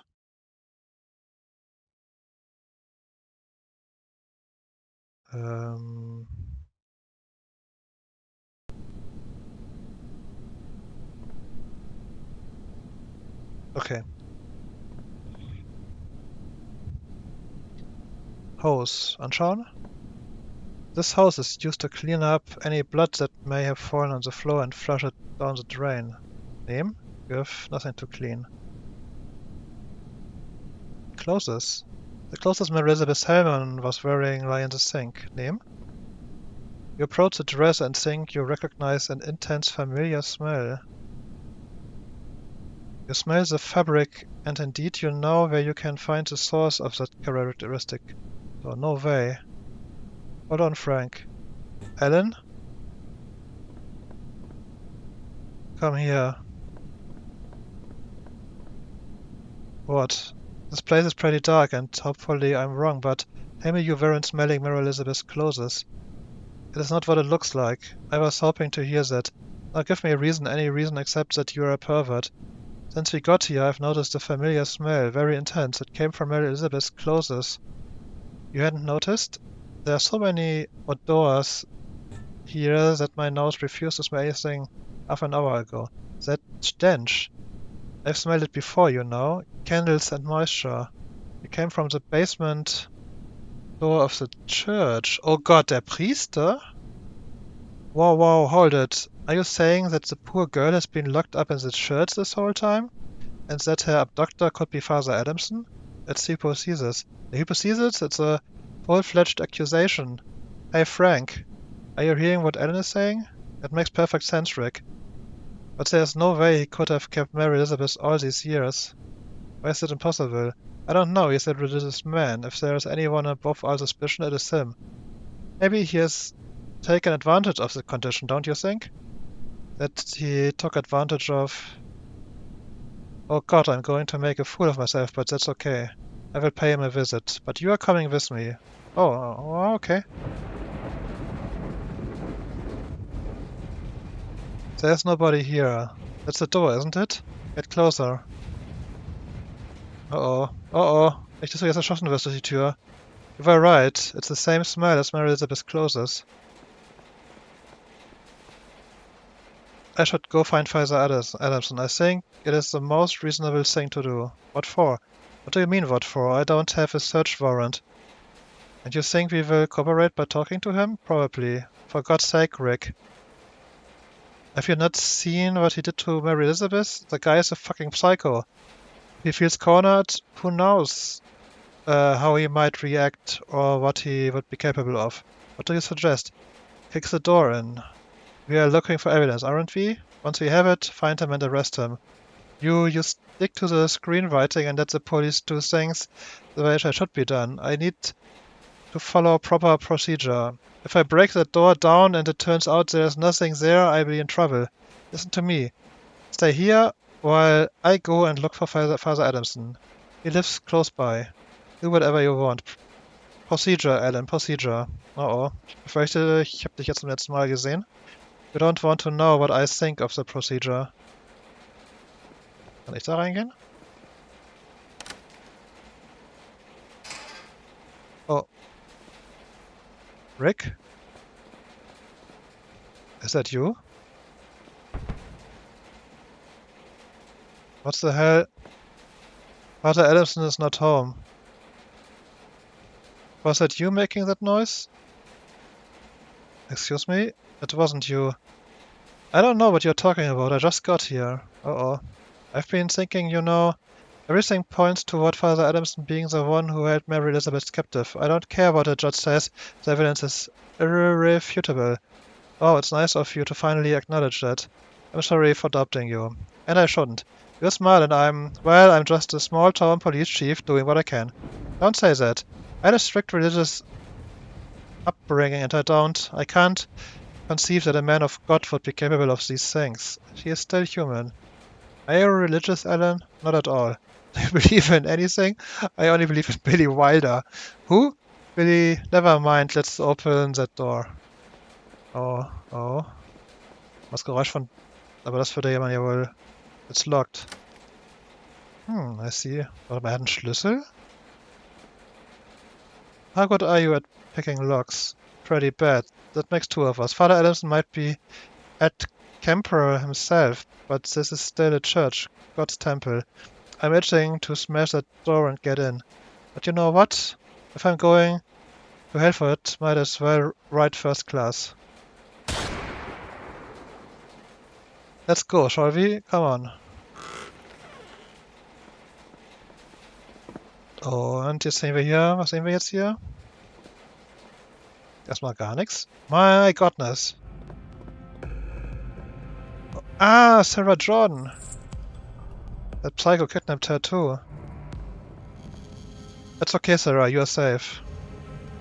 It's all over now. Remove the duct tape from her mouth while I go find a way to free her from those shackles. Of course. Sarah, are you okay? Rick? He cut off her tongue. The son of a bitch. What's all this satanic shit, Alan?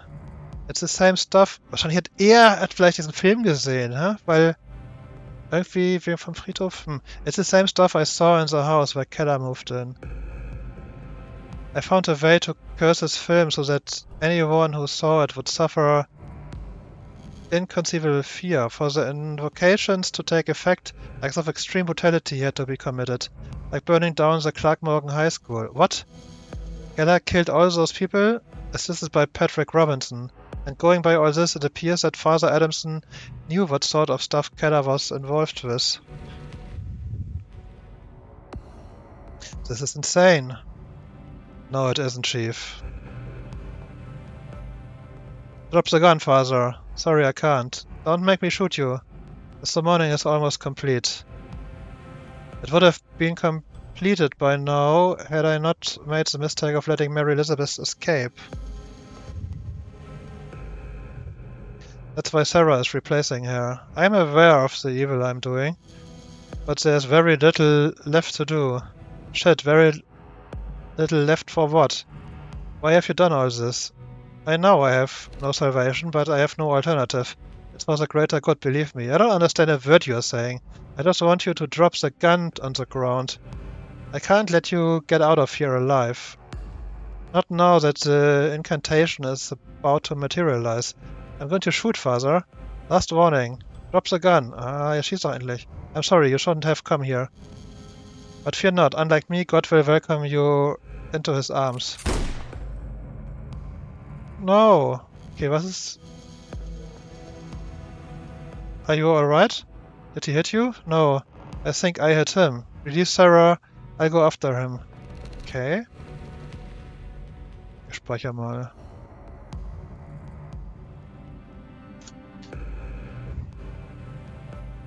Sarah, you look at Sarah and hope with all your heart that she is still there behind that lost gaze. Erstmal schaue ich noch kurz die andere Sache an. Desk. There's a bloody baseball bat on the table. Possibly Father Adamson used it to break Mary Elizabeth Hellman's legs. There's nothing here. You see a bunch of keys in the background, okay? Aber in Baseballschläger, okay, tools. We assume that none of these tools have been used for their intended purpose. Try one of the keys from the buns on the shackles. If it doesn't work, you have several tools that will help you cut the chains. Achso, ja, okay, dann... Sorry, die Schlüssel sind dafür da, hä? This is not the right key. I will try another one. What are you doing with the gun? You ruined everything. Don't do it, Father. No! I'll be right back, Sarah. I'm sorry, I have to. Ich hoffe mal, der andere hat sich erschossen. What happened? Are you okay, Rick? He struggled and he managed to take my gun. He was going to shoot himself in the mouth. I tried to stop him and... You're okay, right? Ah, yes? Good. Screw him. What was all that down there, Father? Did it have anything to do with Edward Keller? Everything. Everything has to do with Keller. What did you want to do? Weeks after the Clark Morgan High School fire, Patrick confessed his guilt to me and the reason he did it. We know why he did it. To inspire fear through an incarnation. After the funeral, no one wanted to return to the church. They turned their backs on God. They no longer feared him. Through the sacrament of confession, okay, dahin geht's, wollte ich den Menschen jetzt zum Fürchten bringen. I got Patrick to tell me all about the process of creating the incantation. I wanted to do the same thing Keller did with the film, but with the Bible. Make it so that everybody would be afraid of the Creator when they read the passage. I know I was committing blasphemy, but God would understand. I have committed all these atrocities because the people of Sharina need it. They need God. This town doesn't need any more pain, Father, and you made it worse. You needed to do as much evil as possible, didn't you? You tortured Mary Elizabeth to no end. You dehumanized her completely. I don't know how she managed to escape from here, but you looked for her all over town, and when you couldn't find her, you decided to continue with another girl. There was no choice, no. You're not a believer, you will never understand. I don't want to understand. Has everything you have done been worth it? Of course. It would have been worth it if you hadn't stuck your nose in it. But it's too late now, it's too late. It's too... Is he... Yes, he's dead. I swear he shot himself. You don't need to explain anything to me, Rick. Fuck Father Adams. He deserves nothing but that son of a bitch. He tortured Mary Elizabeth for 10 years just to fill up the church again. All this madness, Alan. It's because of Keller and his damn movie. Those monsters we've seen, this psychopath, that film has caused all this. I don't know how it does it, but apparently it continues to have an influence to this town. Where the fuck is that movie? You should burn it and erase it from existence. I know where it is. Catalyze it in one of the mausoleum's crypts. Patrick Robinson stuffed the film can into his abdomen. Keller's body is in the cemetery? Yes, and I think I have the key to the mausoleum. So what are we waiting for? Let's destroy that film. Go ahead, I'll see you there. I will release Sarah and make a call to Wade Creek to get this all taken care of. See you there. Okay, das geht's dann solche Ende entgegen. Ich wollte nicht mal zurück da und noch etwas nehmen. Und jetzt ist hier wahrscheinlich das Ende und ja, er muss weiter Horrorfilme machen gleich, weil er doch kein Geld bekommt. Open the Gate, Willy. Aber vielleicht ist diese Hollywood-Frau auch noch irgendwie verbandelt, hat andere Interessen noch an dem Film. Chief Bauman and I have to go in. What? No. We need to access the mausoleum. The mausoleum? That's where she is. Willy, please. No one is getting in, no matter what Chief Bauman says. What about me? Step aside, Ellen. Open that gate, Willy. I can't do that, Chief. Don't mess with me, Willy. I could take you away for obstructing an investigation. So open the fucking gate. Alright. The gate is open, but I will not open the mausoleum for you. It doesn't matter. We have the key. Do whatever you want. I warned you. I will not be held responsible if you turn up dead. What are you talking about? Charlotte Wilkes. Her ghost wanders around the mausoleum. I don't have time for this kind of nonsense, Willy. I will not bear your death on my conscience. And get out of my way. Gut. So, jetzt hier Finale. Did you hear that? There is another of those apparitions in the mausoleum. Do you want me to go alone? We are in this together, aren't we? Yes, and sorry. Let's burn that damn film.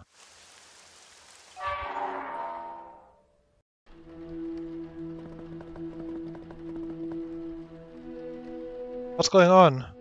What? Why did you stop? What have you seen? Nothing. Tell me, Ellen. That movie, besides turning priests into psychopaths, makes people's fears come true, doesn't it? So it would seem. The girl we saw in the Gazette, for example. The director was so afraid that his relationship with her would become known that her ghost materialized. I keep thinking about Charlotte Wilkes.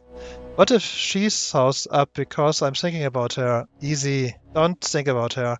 By the way, I didn't tell you earlier, but I witnessed an apparition at Keller's house. Nelson Marsh? You saw him? That was his old house. The whole town is afraid to walk past it. That is why he materialized. Fear is what fuels all the voodoo crap. I don't know what else that movie can do, so let's get off our asses, shall we? Yeah, but... Are you thinking of Charlotte Wilkes? No. Yes. I try not to, okay? Okay, was haben wir denn hier? Desk. There are several pamphlets on the table enumerating the virtues of being buried in the mausoleum at Serena Cemetery. Nutzen? You don't need any of those pamphlets. If there's one place in the world where you don't want to rest forever, it's Serena. Picture anschauen. That picture of Christ fills me with serenity. And you? Indifference. Any other comments, you goddamn city patron? Yes, he looks like one of the Bee Gees. You look like one of them too. Nutzen? What would Jesus say about Father Adams' actions? He would send him to hell. So, haben wir die Tür anschauen. Years ago, in that same office, Peter Nelson was in charge of all the bureaucracy for a cemetery. After his death, Willie took over his position as well. Öffnen? Closed. That's not Keller script. I know. Then don't waste your time on that. Bust. Das ist jetzt schon mal Basten. Who is it? I have no idea. He must be the one who built this mausoleum. Really must adore him. Nutzen? I would not be surprised if pushing the bus would activate a mechanism. Want to try it? No, I want to get out of here as fast as possible. Okay, schauen. Keller's body is in a crypt, not a niche. Yes, I know that. I thought you were looking for his name on one of them. Nutzen? Do you have any relatives buried in Serena? No. All of the Bowmans were born and died in Wade Creek.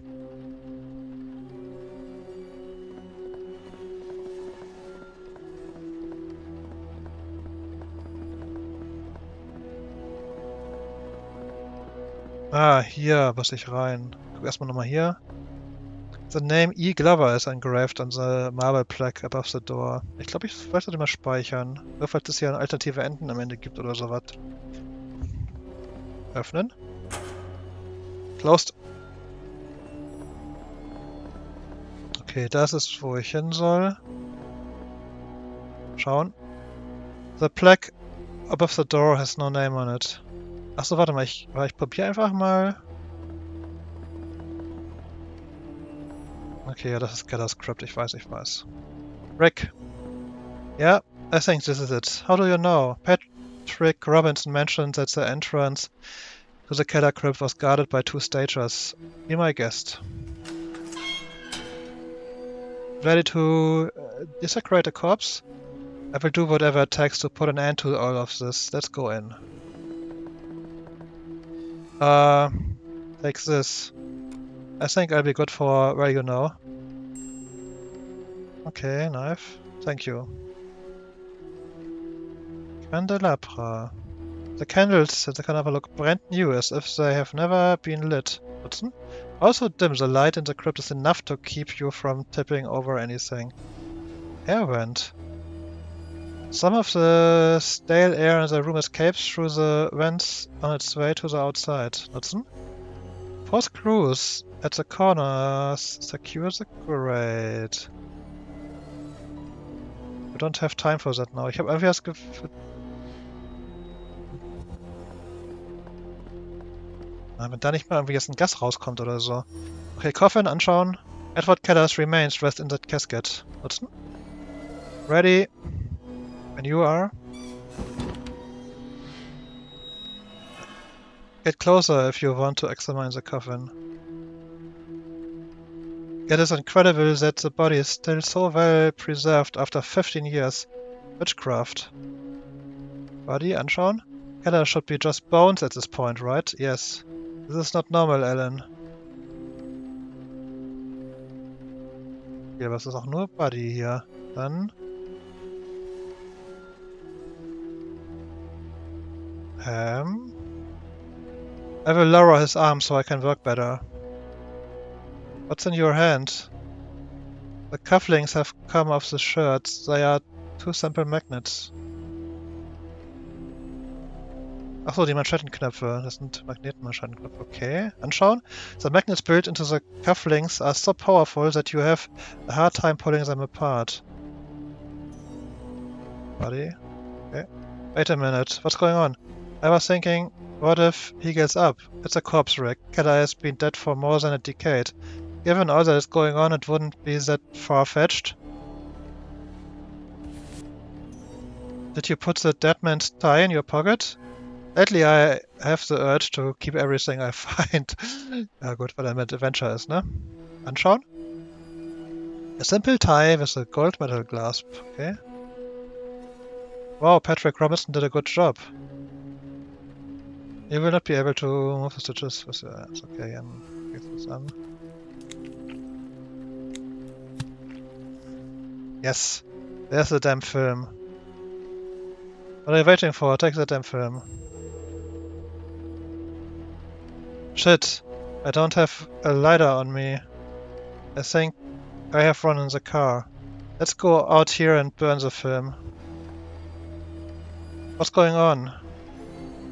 Do we have to? Of course we have to. That's the way to put an end to this fucking curse. Do the same things happen in White Creek? What? I was wondering if everything that happened in Serena is related to the hex. You know, uncontrollable fear apparitions. Oh no, there's no record of that. That's what I thought. I think the influence of the film only affects this town. Patrick Robinson said it all started when he hid it in Keller's body. Perhaps the corpse simply acts as an amplifier. Do you know what I mean? The spell needs Keller to expand its reach, and even then, it's limited to Serena only. Er will es doch der Dings geben, um das Geld zu kassieren. That's why these same things are not happening in White Creek. Is that it? Exactly. Und dann wird wahrscheinlich dann doch am Ende kommen die Credits und dann geht hier ganz Los Angeles vielleicht unter. If the spell can't even reach your town, imagine if I take it to Los Angeles. We can't take that risk, Alan. My theory makes sense. That is not theory, it is hypothesis. You have no proof that the same thing as here won't happen if you take it to LA. The movie is the reason I'm here, Rick. Everything I've been through. All will have been in vain if I return to Los Angeles empty-handed. I need it, Rick. Fuck. She's... Nah. Cannot afford the luxury of... What? There's something there. They've locked us. Why did you leave the key in the lock? Because I wasn't expecting someone to lock us in here. Don't worry. Oh nein. Yeah. Ach so. You won't be trapped in this crypt for long. Or maybe you will. It's up to you. You! Open the door, you son of a bitch. It's a film, Mr. Goldberg. Give it to me and you will be free. Really? Who is he? Do you know him? He is David Ross Goon. He has been stalking me from Los Angeles. David Ross, the tycoon? Now we know how he gets everything he wants. Why didn't you tell me about him? I didn't think much of it. I didn't think you'd take it this far. Well, if you had given it any more importance, he would be the one to be locked up instead of us. Da hat er recht. Hey you, open that door in the name of the law. You have heard my offer. I'm going to put you behind bars. Do you hear me? Good luck with that, Chief Bowman. And now, shall we continue with the negotiations? We're not going to get the film. Willie will get us out of here. We are in no hurry. Ah yes, the Undertaker. I can pay him a visit and make sure no one enters the mausoleum again for a long time. Do you want to have the death of that poor devil on your conscience?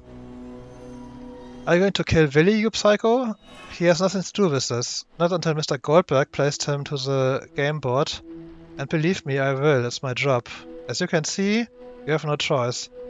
He's not making it easy for us, is he? Give him the film, Alan. What? Do you really think he will let us leave if we give it to him? I am many things, Mr. Goldberg, but above all, I'm a man of my word. Give it to him, Alan. No! You have no choice. Are you serious? In the case that he is telling the truth, do you think he will risk it? He gives us the key, we open the door and knock him down? Also, there is 1 in a million chance of that happening. I do not advise you to try it. Hand me the film over here, please. Alan, as soon as we open that door, we will hunt him down. He won't make it to Los Angeles, I promise you. Shit. Kann ich jetzt nicht doch?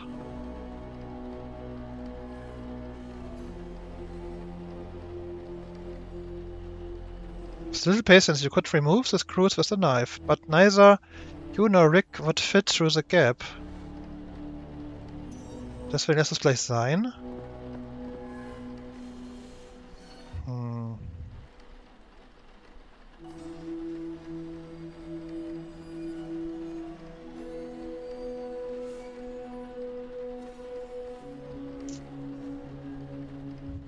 Kann man nicht irgendwas anderes hier machen?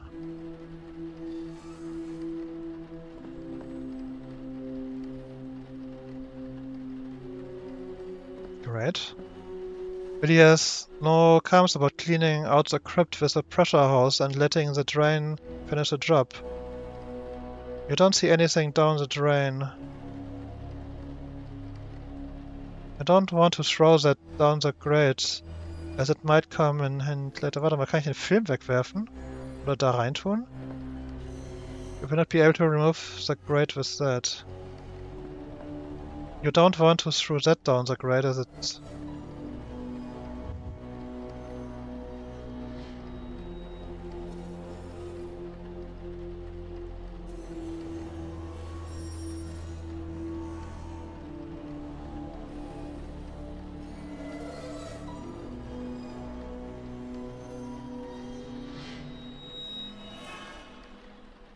Replace the cufflinks along the metal clasps of the tie. Kann ich damit irgendwie...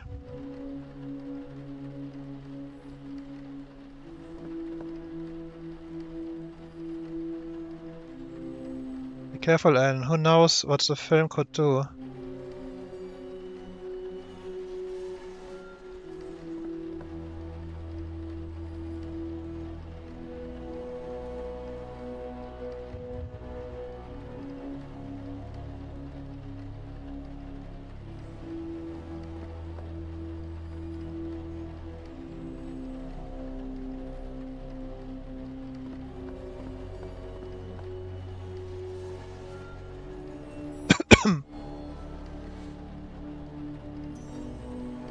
Na gut, ich habe ja gespeichert.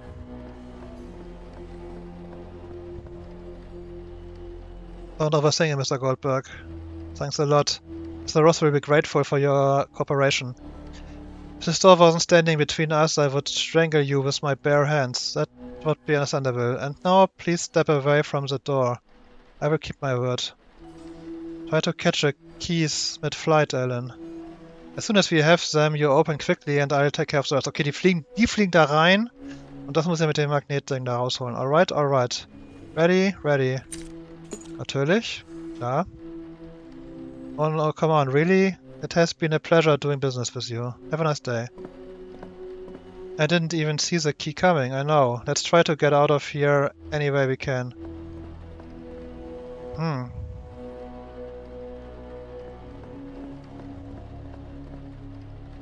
Did you come up with anything? I think so.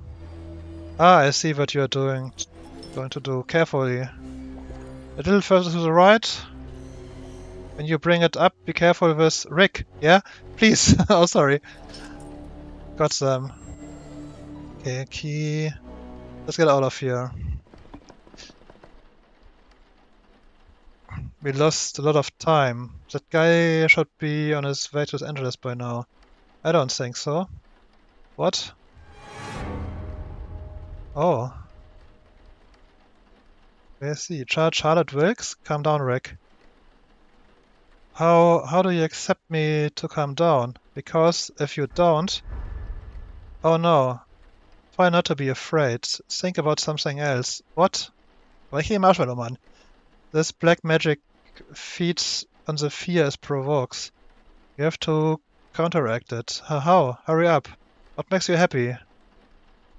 Hugging my daughter? Shit, here she comes. Close your eyes. Let's go. My daughter doesn't want to see me, Alan. Now's not the time to think about that. So think only of her. Oh god, do it, Rick. With all of your strength. Okay. Ist sie weg? You can open your eyes. Where? You did a good job, my friend. I felt like I was holding her in my arms. I was just thinking about her in the moment of... She has a stubborn father, you know? I kicked her out of the house, Alan. You should talk to her. Yes, of course. Let's get out of here, please. Also es gibt dann tatsächlich hier diese dunkle Magie. Da war ich mir bisher noch nicht ganz sicher, aber offensichtlich. I can only imagine the terror this man has suffered to end up like this. Look, his hair has gone white. You didn't seem too scared when we had Charlotte Wilkes right under our nose. Didn't you feel anything? Uneasiness, confusion? What's wrong with you? Are you from another planet or what? The important thing is that we can recover the film. Good. Shall we get out of here? I was hoping you'd say that. There's still time to destroy that film for good, Alan. Are you sure you want to take it to Los Angeles? My future depends on it. I hope it's worth the risk. I've told you before, I don't think the spell has any influence beyond Serena. May God hear you, Alan. If you notice anything weird on the way to Los Angeles, you know what to do, right? Yes, I don't want any surprises either. Anyway, can I give you a ride to LA? It's the least I can do for you. No need for that, Rick. You can drop me off at Wade Creek if you don't mind.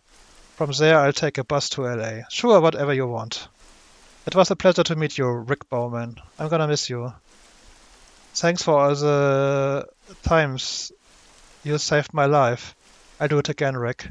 Sehen wir nicht die Geretteten? Vor allem, you know, that whole Helen Westmore thing sounds like a pyramid scheme.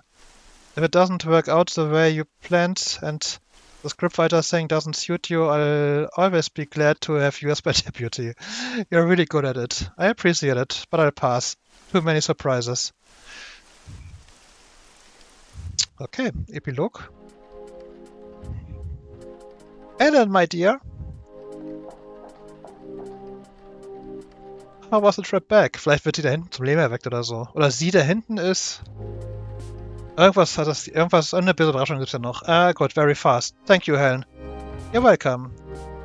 I wasn't going to let you take a bus back from White Creek when you called me to let me know you had gotten the film. I thought you were sending a car, not a plane. All the comforts in the world are not enough for my favorite seeker. Did Melissa treat you well? Ah yes, she insisted that I try the champagne. But I think I've quit drinking. A good reason to refuse Louise Schröder, but not enough. It's not me, it's my sister Vivian. She died in a car accident in 47. I'm sorry. That's life, Alan. The resemblance is striking. We were twins. People used to mistake us for each other. So, do you have it here? May I see it? Geht wohl nicht anders. Oh my god. Is it real? I can't imagine how much. Have you watched it? No. And I don't think it's a good... That's quite easy to solve. What are you doing, Alan? It's hard to let go, isn't it? I don't blame you. The temptation is huge. Will you be my guest tonight, Alan? Guest? When I heard the news, I immediately set up a private screening at the Palladial Theatre. I've ordered for it to be closed to the general public, only for tonight. They weren't too happy about it. Tonight was the premiere of The Color Purple. But I've lost count of the favors Robert Hamilton owes me. You're going to screen the film? Yes, of course, but only for a select few guests, collectors. We tend to do these things when we find a film that was believed to be lost. I don't think that's a good idea, Helen. I know from your interviews that you don't like crowds, but don't worry, there will only be 7 of us, including you. No, I beg you to... My driver is waiting for us. On the way you can think about your future, if you haven't already decided. Are you ready to take on the world, Seeker?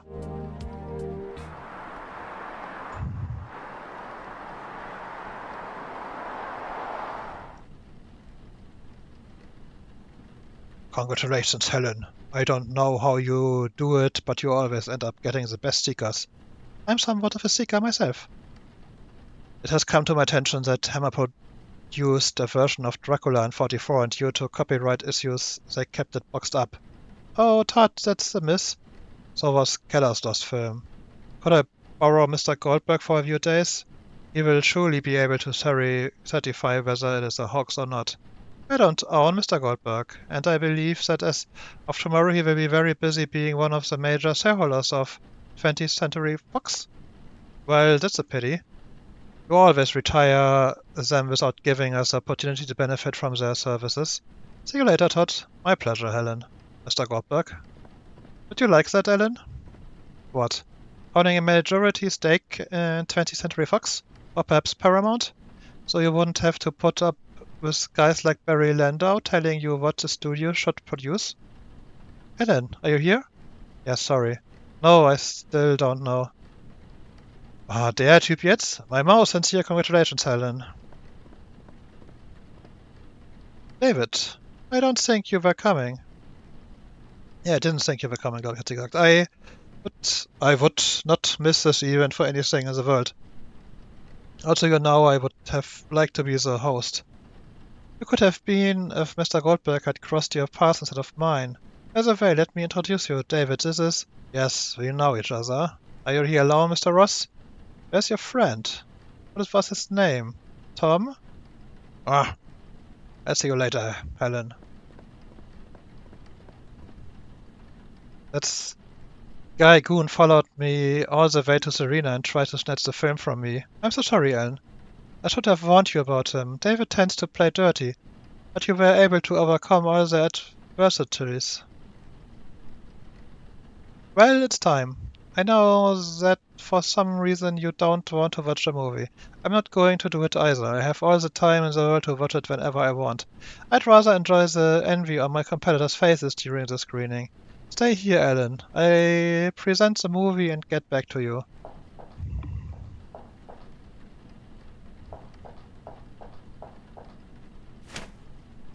Dear friends, welcome to this very special evening. To be a collector is to talk about disappointment, isn't it? You spent years chasing films that will eventually end up in the hands of one of us. Isn't it so, David? I am very sorry, gentlemen. We blindly believe in the myths of these lost films, masterpieces that only a select few have been able to enjoy. And when we finally get the chance to see them by ourselves, what do we feel? That's right, disappointment. That's why we have pinned so many of our hopes onto Edward Keller's lost film. A visionary, a true master of horror. Bloody Mind Games arrived without warning. It took us all by surprise. Until then, no movie had ever scared every single person who watched it. A true work of art, unsurpassed to this day. This is why the news of a second film that no one had been able to see from the same director caught our attention. This was more than a mere collector's item. We wanted to get our hands on it so we would feel the same terrifying sensation that Keller gave us with his debut film. If Bloody Mind Games was the pinnacle of horror, what would this film be like? You already know the good news, and that is why you are here tonight. The not so good news is that the film consists of only a 16mm reel, which means it is either a short film or something of a more experimental nature. I don't think that's relevant though. We trust Keller. We are sure we will not be disappointed. Naja, echte brennende Menschen zu sehen, hätte ich jetzt nicht so Bock drauf. I hope you enjoy the screening.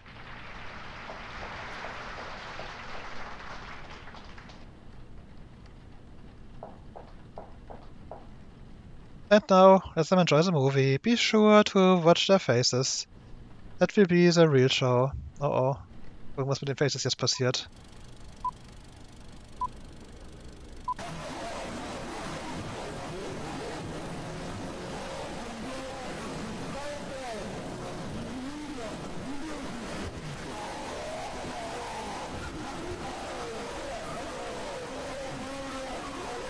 But what is this shit, Helen? Is this a joke? Is this the scariest movie ever? My heart.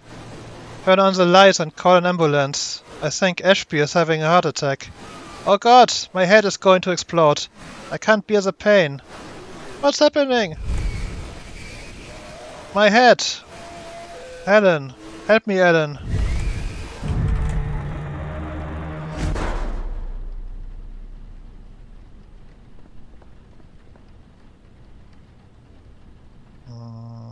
Okay. Where? Ellen!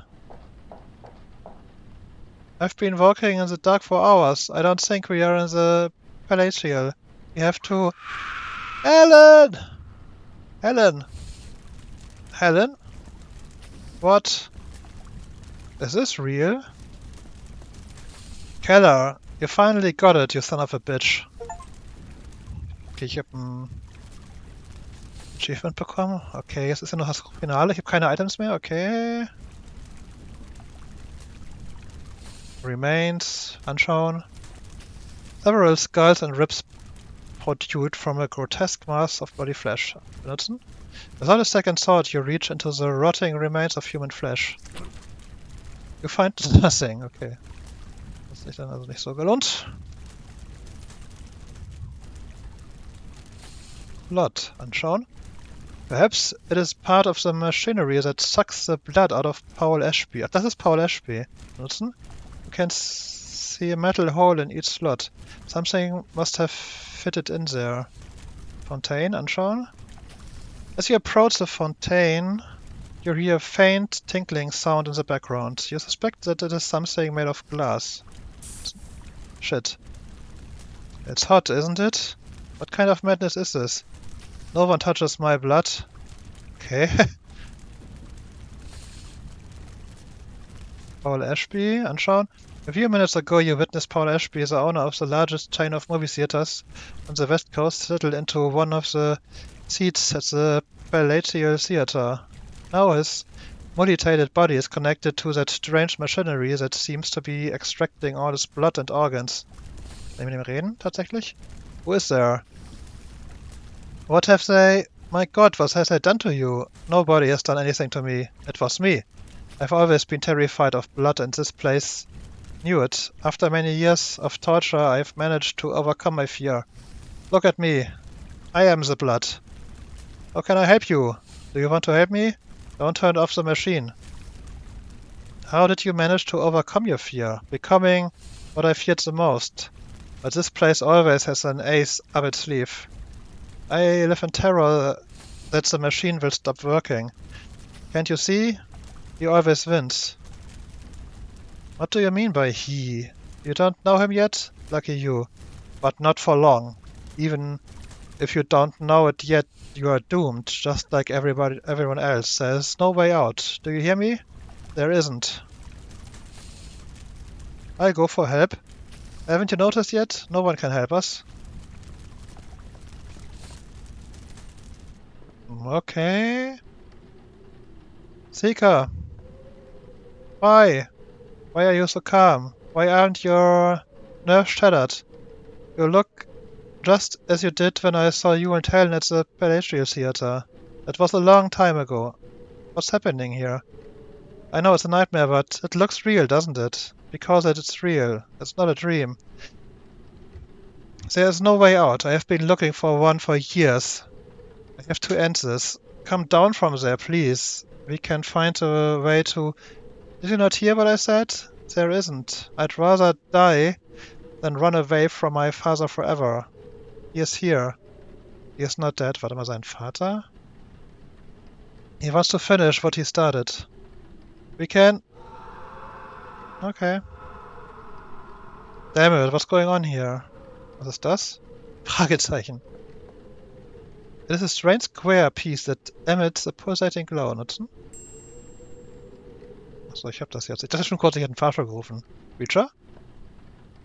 The strange creature breathes compulsively. With each exhalation, a slimy liquid oozes from the orifices of its back. Nutzen? In an act of foolhardiness, you decide to carry this giant slug with you. Okay, kann ich davon was auf das Papier machen? It doesn't fit, okay.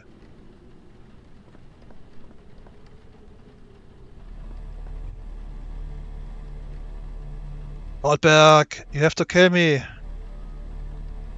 Hole. Unintelligibly, sounds emerge from the hole and get lost beyond the wall. Listen.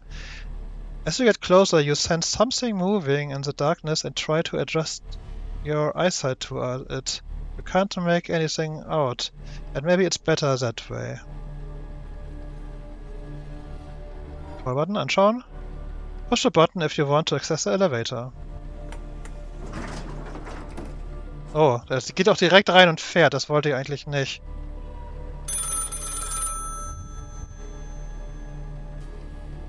There's no response, better that way.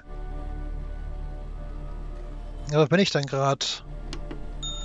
Okay, bin ich? Mehrere Stockwerke, dann dauert das Spiel doch noch ein bisschen anscheinend. Picture anschauen. The bloody man in the painting with a disfigured face seems to follow you with his eyes. Nutzen? Something tells you that the painting could come to life. The most reasonable course of action is not to attempt to do anything. Todd Dixon. You have a hard time recognizing Todd Dixon. He is the same man who approached you at the Palatial just a few minutes ago with the intention of asking you to find a lost film for him. Finish me off, Goldberg. I beg you. Why should I kill you? Are you blind? Because I can't do it myself, you asshole. What happened to you? This place knows your fears and uses them to torture you. I've tried to trick it more than once, and this is my punishment for it. I'll be stuck here for all eternity with this damn thing drilled into my body and twisting my organs. The pain is unbearable. Take my life, Goldberg. Have mercy. I can't kill you in cold blood, Dixon. I'm not a murderer. Where do you think you are? Where do you think you are, you ignorant bastard? This place knows no morality whatsoever. If you were in my place, you would be begging to be killed too. Don't give me that moralistic crap. You don't have the guts. Fucking kill me already. Have you some food? I have some food. Do you want it? I spent months locked in a room rationed food before escaping. I had to lock it away so that no one would steal it from me. I'm clutched the key here in my hand. It's yours. You just have to kill me. You won't get it any other way. Stick a knife in my skull. Burn me alive. I'll leave it up to you. But do it now. I cannot endure this pain for all of eternity. Okay, I find a way to help you with this. Only one way, and you will end up doing it. The face carved on the piece vaguely reminds you of Helen Westmore. Seems calm, but don't let your guard down. Are you planning on killing me with that? Damn amateur.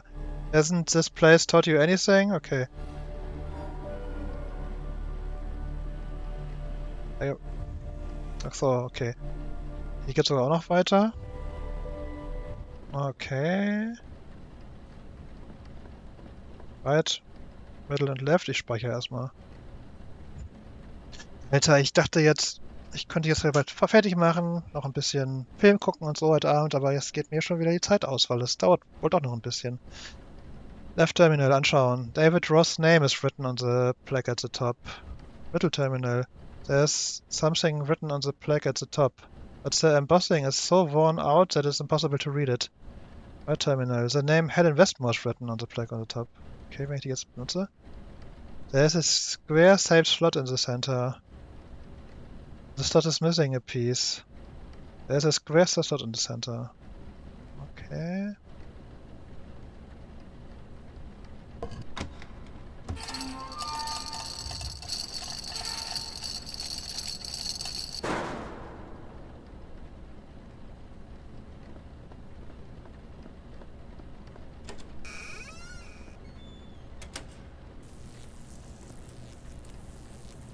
What the hell is this?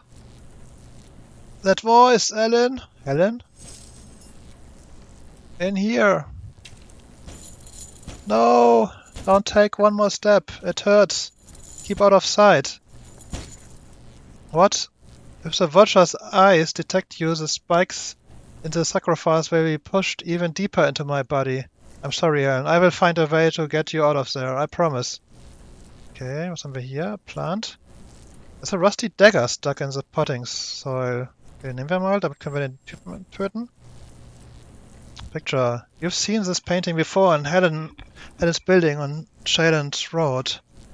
Is it a depiction of her twin sister, Victoria, Violet? Also, you'd swear that the thing she is holding in her right hand was a glass, not Helen's decapitated head. Okay, gut, dann können wir zurückgehen.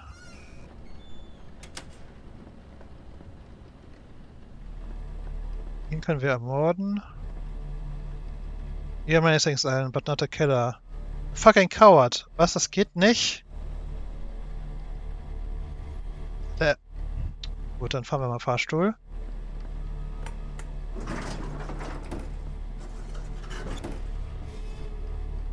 -1.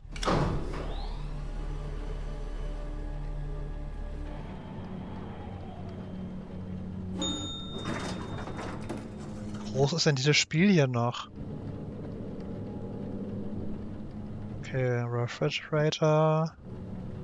A huge padlock holds together all the chains that envelope the refrigerator. Da wird auch der Dagger nicht helfen, oder? The tip of the dagger is too thick to pick the lock with. Okay, schade. Wahrscheinlich ist das Spiel immer trotzdem So was er antwortet, was zumindest halbwegs realistisch ist. They all have the same label, chloroform. Only one of them contains any liquid, the rest are empty. Okay. Chloroform zum Schlafen, oder? Kann man die Augen damit zum Schlafen bringen? The psychopath is in one of your movies, President Steakkiller used chloroform to knock out and mutilate his victims. Think, anschauen. Among the remains of putrefied foods, there is a square piece that emits a pulsating glow. Okay, das ist... The face carved into the piece reminds you of David Ross, the unscrupulous tycoon who did everything he could to stop you from getting Keller's film. Gut.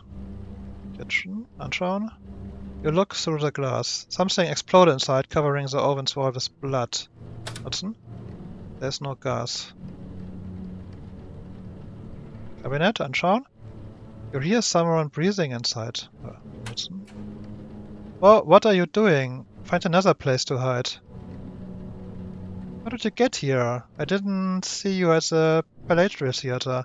Well, I was there. I'm the projectionist. That film the Westmore Harris brought back had something. Fuck. What is going on here? Suddenly I find myself in this bad dream. And she is here. She? Yes, damn it, the witch of Ainsworth Street. An old white woman who abducted children who got into trouble at night to make stew from their bones. That's what our mother used to tell us. I know that she never existed, but she's here. Damn it, it's here. Do you have any idea how to escape from this place? Dude, I'm locked in a fucking closet. How the fuck should I know? I don't want to explore this place anymore either. Those slugs broke my glasses, I can't see a shit. And chloroform has no effect on me anymore. I'll stay hidden until it's over, because it will end someday, won't it? How long have you been here? 2 days? 3 months? One loses track of time in this damn place. What happened to those slugs? A couple of those creatures attacked me. I tried to fight them away with a piece of broken glass I found. But as soon as I stabbed them, they let out a deafening scream that made all the glass in the place explode.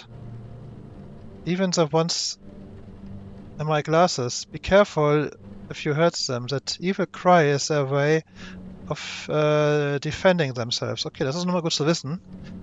Das wird mir bestimmt noch gut zunutze kommen. Chloroform? I found several jars of chloroform in some sort of laboratory. That guy showed up, Ashby, from the hotel chain. He asked me to help him amputate his own limbs. I grabbed as many jars of chloroform as I could and escaped. At first I thought that I would knock me unconscious and that would make me up from this nightmare, you know, but it didn't. I kept using them to spend as much time asleep as possible and not have to deal with all this. But this place won't let you fool it. They do not have any effect on me anymore. I'll try to find the way out here. Do it. But watch out for her. Okay. Trash. Anschauen. Several flies hover over remains of decomposing meat. Something stands out. Okay. Hoping that whatever is in the pile of rotting flesh is the key to escaping this place, you quickly grab it while holding your breath. Weiteres. You assume that it is part of the mechanism. Okay, gut. Okay, aber das ganze Stoffwerk ist nur diese Küche. Das ist doch schon mal gut.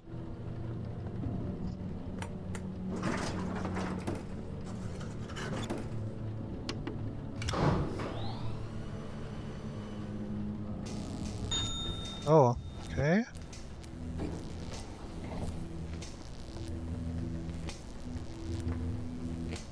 Tank anschauen. The large eye inside the tank is kept alive by the slimy liquid it's submerged in. It seems to feed on the energy it extracts from the bodies hanging from the columns. Warte mal, ich kann das hier aber erstmal gucke ich mir den Mann noch an. The beam draws energy from the corpse and you would swear the eye is feeding off it. If you come into direct contact with the corpse, the electricity could hurt you. Woman? The machine seems to run... Okay, das ist... Aber, warte mal, dann mache ich jetzt das.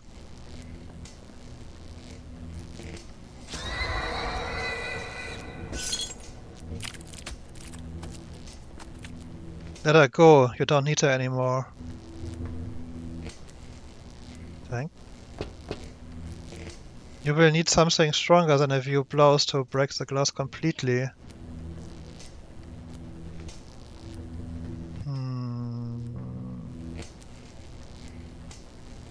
Okay.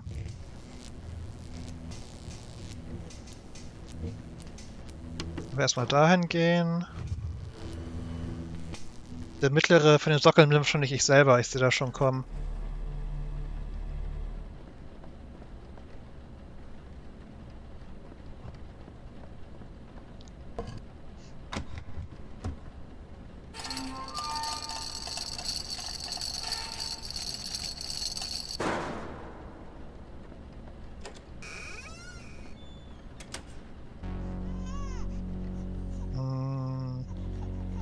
For God's sake, don't you know how to do anything except cry? Goldberg, do you remember me? Ross, you must help me. My son won't stop crying. Your son? Don't ask, but he's here in that crib. I killed him when he was only a week old, you know? I was young, I had a promising future ahead of me, and I didn't want to deal with that kind of burden. Did you kill your own son? I never wanted to be a father. That bitch cheated on me. He wouldn't stop crying. Was für ein Wichser, ey. I suffocated him with a towel. Son of a bitch. I've always lived in fear that someone would find out. My empire would have collapsed if the word has gone out. But this place is giving me another chance. I just have to take good care of him and I will be able to escape from here. Go back to living with that fear. Don't give me that look. Are you going to help me or not? Ah. Okay, was haben wir denn hier alles? Trunk? Anschauen? It's probably full of toys. There is a small towel on top, similar to the one used by Ross in 1941 to suffocate his son. What are you doing? Are you trying to steal my child's towel? Don't you dare... Okay. Lecture? It's fair to assume these grotesque pictures don't exactly help ease the baby's discomfort. Watson, you find clown pictures tricky, even for places like this. Test of drawers, anschauen. David Ross has been filling the drawers with all kinds of clothes and blankets he has found in this place. Vielleicht hilft dir das Chloroform gleich. The drawer you try to open is locked. In fact, they all are. Don't bother trying to open them. Nochmal ein Bild. A picture of a clown in a child's room is a nightmare fuel. You wouldn't know what to do with that painting, except maybe setting it on fire. Grab, anschauen. The baby is covered up his waist with a blanket and appears to be healthy. However, there's something strange about him that you can't quite put your finger on. You can't think of any way to soothe his crying other than feeding him. Okay. Chloroform. Hey! Only I get close to the baby. Is it clear? Give it to me. Okay. If you want to use chloroform to knock David Ross out, you should get something to cover his nostrils with. Also ich...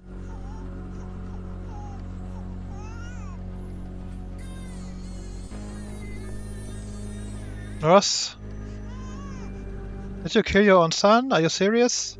Don't you dare judge me. My empire was in the making. I could not be distracted by a creature I did not even want in the first place.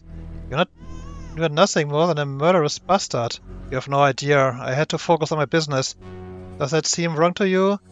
If it weren't for me, people like you would be living hand to mouth. My companies create jobs. I create jobs. What do you provide? Few things and none of them good.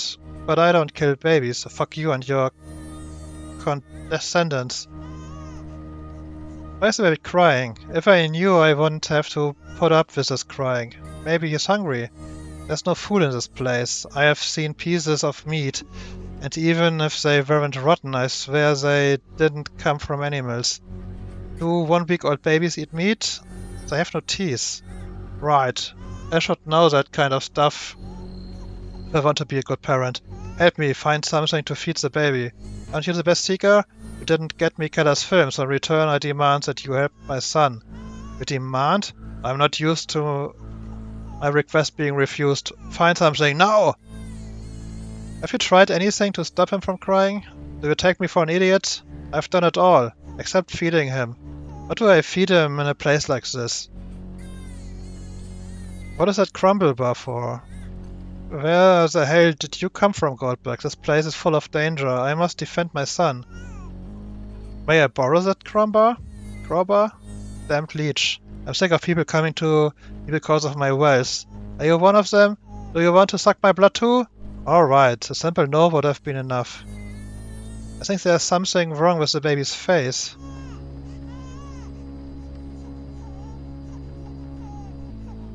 Goldberg! There's nothing wrong with his face. What do you think you saw? I'm not sure. It must be from crying so much. His eyes get swollen and turned red. It's normal. Maybe that's what I saw. You want... Was?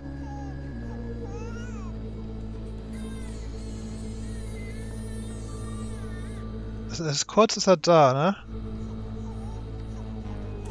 Vielleicht kann ich das Handtuch nehmen in der Zeit.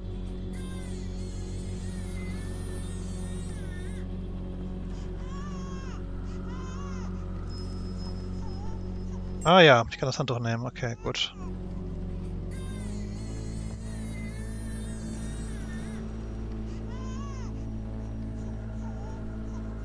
The dirt encrusted in the towel will make anything you try to clean with it even dirtier. So, jetzt bin ich ein bisschen lost. Achso, das ist für die Maschine, hat er gesagt.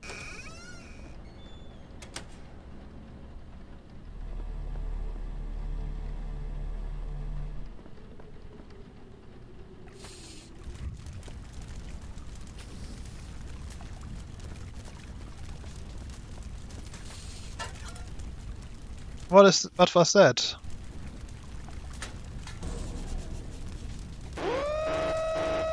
No! No way! Turn the machine back on.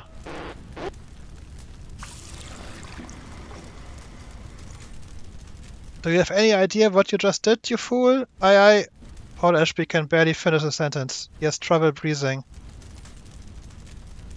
Ist da was drin jetzt? Baby Bottle. Wieso? Okay.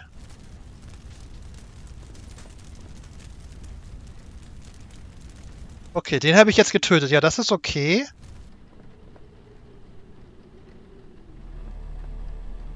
Aber ihn darf ich immer noch nicht töten. Das macht irgendwie wenig Sinn, Spiel. Ich meine, gut, jetzt kann man sagen, bei der Maschine wusste er nicht, was passiert. Aber... Naja, gut, dann kann ich jetzt aber die Babyflasche... Ist sie überhaupt gefüllt? Naja, werden wir gleich sehen. Ach shit, falsches Stockwerk.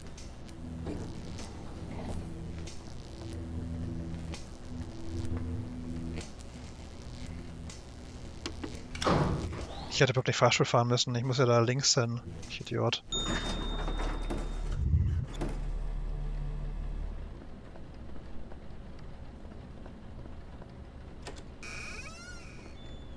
Ach so, ich kann das Chloroform vielleicht da rein tun. Warte mal. So. The chloroform already has its own container. Okay. Ross? Baby bottle, that's it. But it's empty. Do you want me to feed him with air? Shit. Ach, was...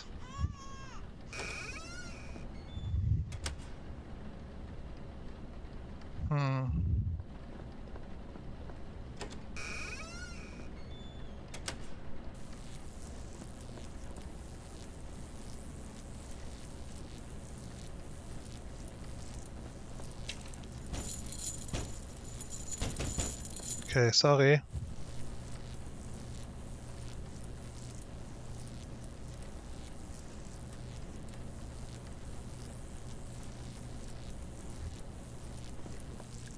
Das hilft gerade nicht weiter. Vielleicht muss ich zur Küche dann doch irgendwie. Er hat was zu essen, ne?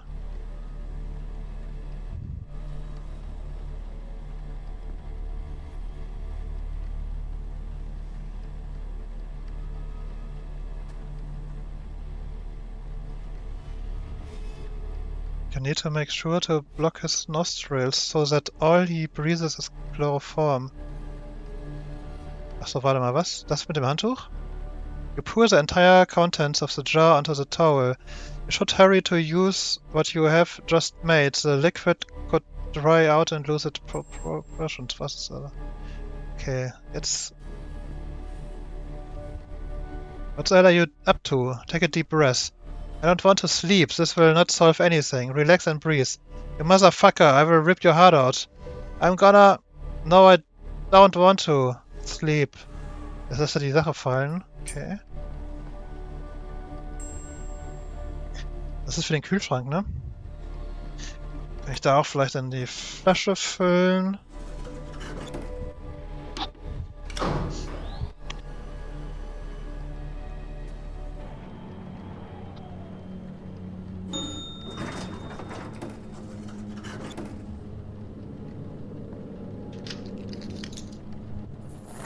Tadam, open. My goodness, how disgusting. You hold your breath and the urge to vomit as you look inside the fridge. You don't know if your nausea is caused by the smell of the rotting food or by the sight of the maggots lolling around in it. There's a cartoon of milk here. That's ein Zufall. It is probably the same condition as the rest of the food. Okay, milk. You close the refrigerator door holding your breath. You hope you don't have to open it again. Okay, Milch mit Flasche. You pour all the milk from the container into the bottle. Yay!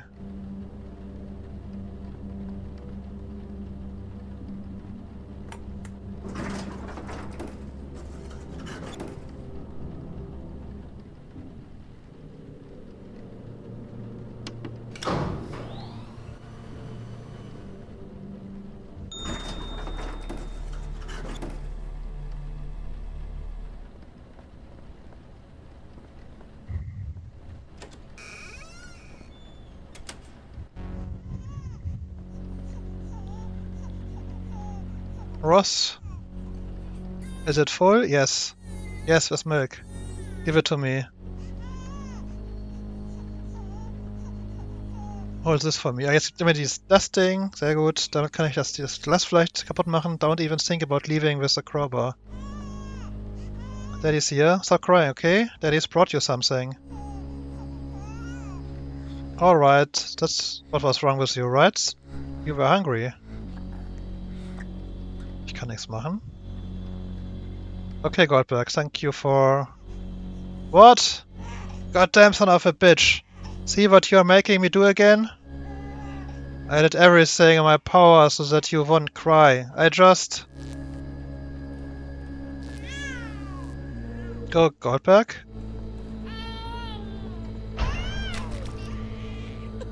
Okay, mit ihm war was nicht ganz okay. I'm sorry, honey. Daddy don't mean to hurt you.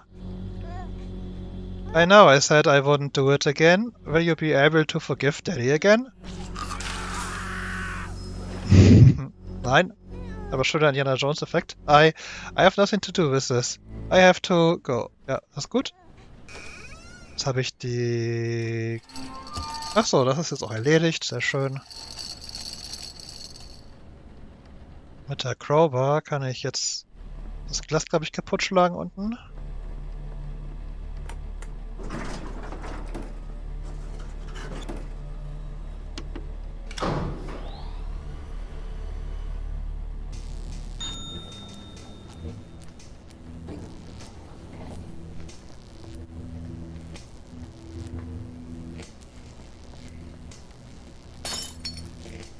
Shit, that didn't do it and didn't do anything. We better stand back, Alan.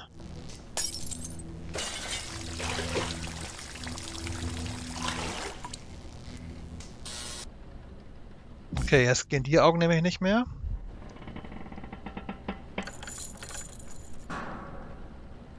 Oh, ist sie überhaupt noch am Leben? Das ist die Frage.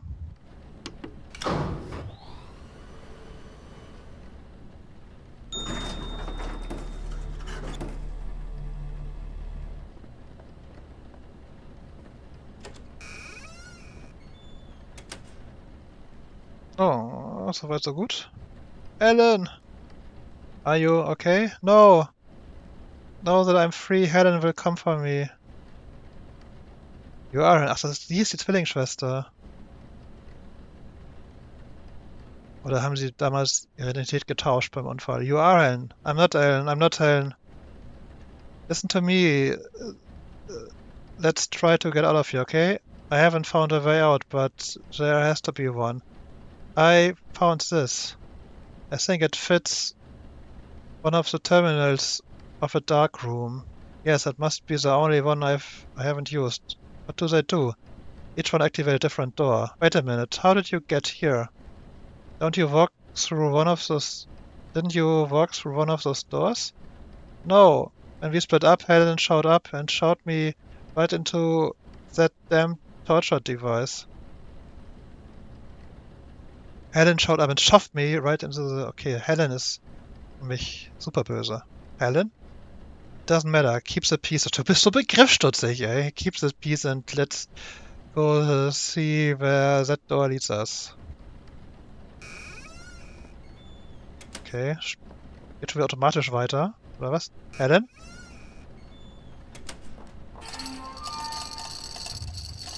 Come with me. Place the piece in the middle terminal.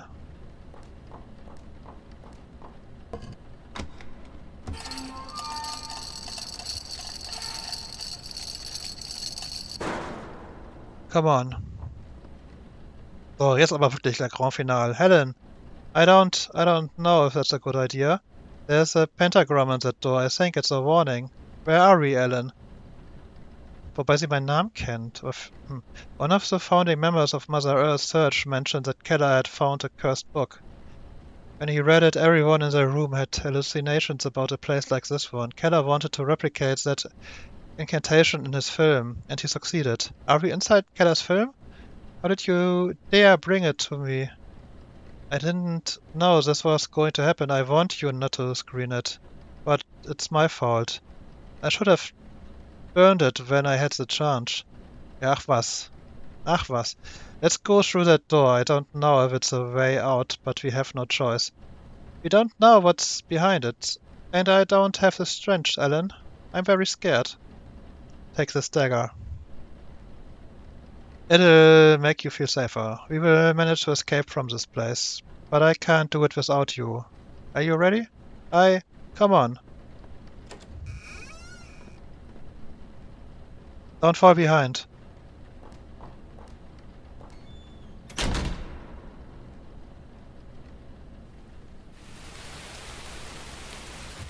Ja, der Autounfall. Oh no!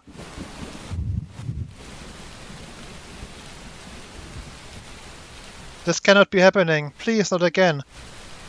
Do you recognize this place? This is where Helen died. Stop that. You are Helen. Helen Westmore. No, Ellen. Okay, sie hat die Identität angenommen. I'm not Helen. I'm Vivian Westmore. What? Helen Westmore was my sister. What? I was the black sheep of the family. My father disapproved of the life I was leading and decided to cut me out of his will. He named her his universal successor so she would inherit his whole fortune. A single heiress, Helen was a daughter my father had always dreamed of. During a drive through Mulholland, I tried to convince her to put in a good word for me with Dad. She was stubborn like him and she refused. The argument escalated and she lost control of the car. He fell down the cliff. I got away with barely a few scratches, but Helen got the worst of it. I could have called for help. I could have saved her. But I just sat there watching her bleed to death. When we were rescued, I pretended to be Helen. We were identical. No one noticed the difference. Not even Dad.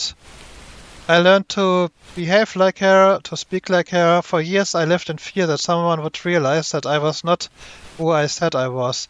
I almost lost my mind. Do you know what it's like to live in fear? I never really got over it. And now Helen is back. It was she who put me in that sarcophagus. She wants revenge for everything I did. Even if we managed to escape from here, I couldn't go on living knowing that she's lurking behind every corner, Ellen. I can't do it anymore. This must end here, where it all started. Wait! What are you doing to do with the dagger? Don't take another step. Give it to me, Vivian. I'm sure there's a good solution here. I'm sorry, I couldn't give you what you wanted. I don't care about your money. I want nothing from you. Give me the dagger, please. Live your life without fear, Ellen. No! Ah. Oh my god, Vivian. What have you done? Oh. What she was doomed to do, Ellen. However, I don't know what to do with you. I had a room set up exclusively for you. A place where your arms would merge with a living typewriter that would drive you to the brink of suicide for all eternity. You would write the same garbage over and over again. You would wish you could put an end to your life, but the machine would prevent you from doing so. That was your deepest fear, wasn't it? I sensed it in Serena, but there's no trace left of it anymore. In fact, I can't sense any fear at all in you. Keller, right? I haven't heard that name in a long time. Want to know what changed? Oh yes. You're one of a kind. Enlighten me. I just wanted to be someone important. Like Peter Evans, like Vivian. And you know what? These days I have realized that I cannot be one of them. Damn it. I'd rip my heart out rather than be like them. Vivian killed her sister for wealth and power. David Rond went so far as to murder his own son just to stay in power. You burned down a school with children in it. And for what? To set up this crazy place? Feeling powerful? A piece of shit? You smug little maggot. Do you think you are any better than them? You damned these poor bastards by bringing them with a film to Los Angeles. You know why? Because you crave power. I don't want it anymore. I accept who I am. And you know what, Keller? I am not afraid of this zoo you have set up with the blood of innocence. You are not? Then if you are not afraid of my hell, you will fear me. Let me go. What was that?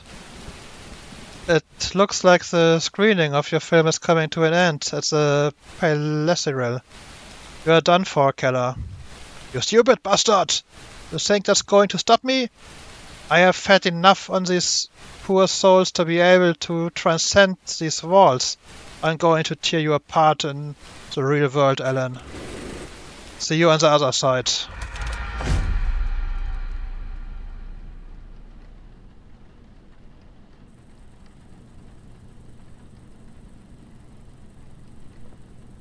Helen?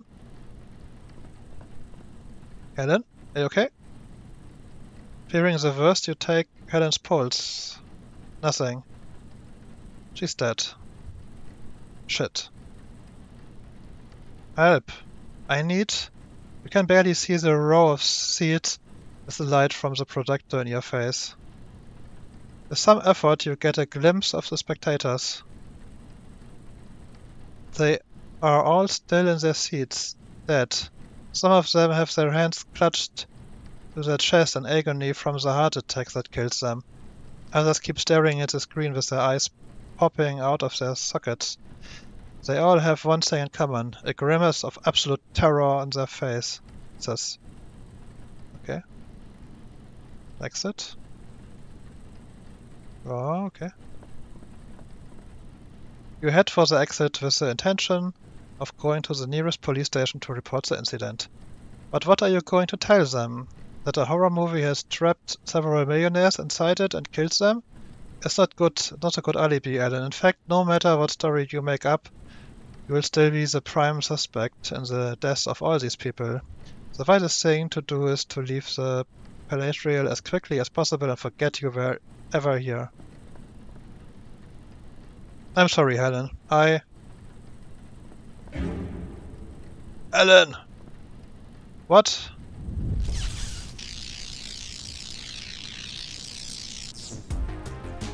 Oh shit.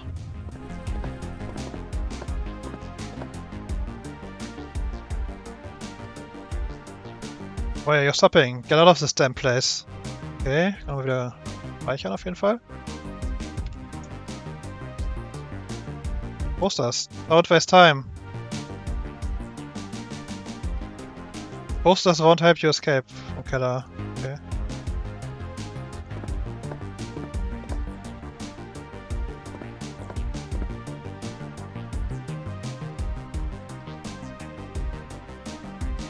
The plaque indicates that the door leads to the projectician's booth. Die hätten wir lieber auch retten sollen. The projectician's booth is a dead end trap. Get out of the building, okay? The exit. Don't waste any more time. Run. Are you trying to run away from me, Alan? Let me go. As you wish. Okay, jetzt kann ich doch da rein. There's nowhere to go, Alan. You are trapped. I feel your fear pulsing through my veins. The longer you spend in their covering, the more your life will be consumed. You will end up like all these wretches. So take your time. That works in my favor. Shit. Okay, schauen wir uns mal hier wieder um. Was haben wir denn hier? Ein Desk. There's nothing on the table that can help you against Keller. Also, that lighter gives you an idea. Ich kann den Film kaputt machen. Ist auch sonst nicht viel, hä? Corpse. It's a Protectorant's corpse. Oh shit, er ist auch tot. He died with the same grimace on his face as everyone else in the theater. Shit. Burn the film, that's it. But take it out of the projector first if you don't want to burn down the whole room.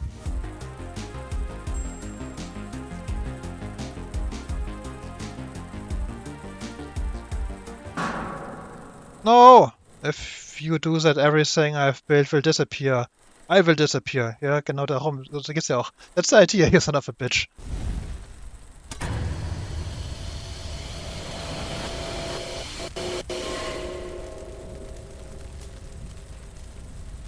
Screw you, Keller. No one will miss you.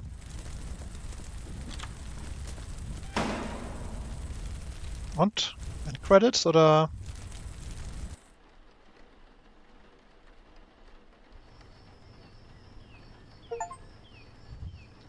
Okay. Finish evil of the evil disposer. Alan?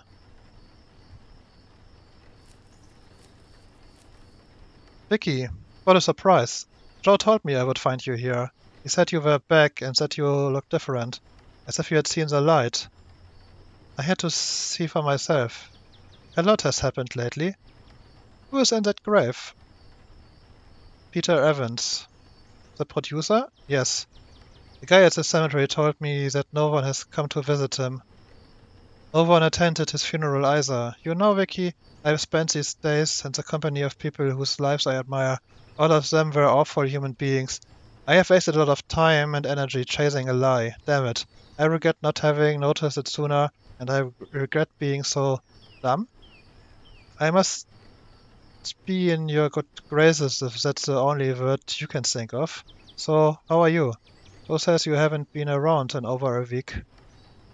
Is that what he said? He was the only one who gave me the week off. Glenn Bishop was really happy with my work in the film and wants to start shooting another one next week. He says it's the first time one of his films has featured a real performance. I'm very happy for you, Vicky. You know what? The people at Fangoria magazine have organized an award ceremony and they wanted me to present one of the categories. I said yes, why not?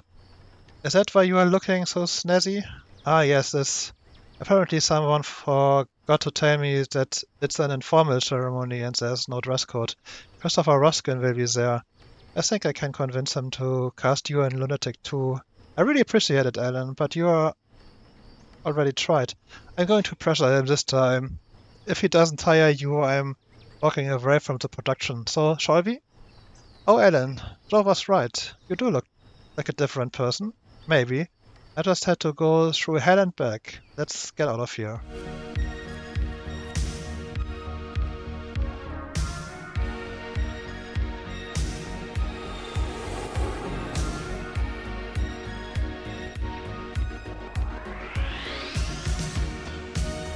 Design, Art and Code bei José María Melendez. Musik Stefano Rossi. Additional Music Ruben Jimenez. Portrait, Logo and Promotional Art Paco Garcia. Executive Producer Javier Cardenas. Synthwave Radio FM. Diverse Leute. Horror Quiz bei The Horror Show. Ruben. English Translation Emilio Almiron. Testing and QA.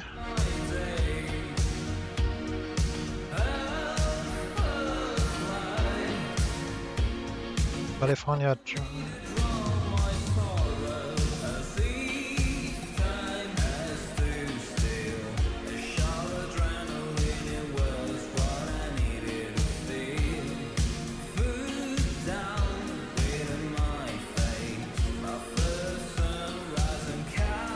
It's like an audio clip from The Night of the Living Dead. Okay.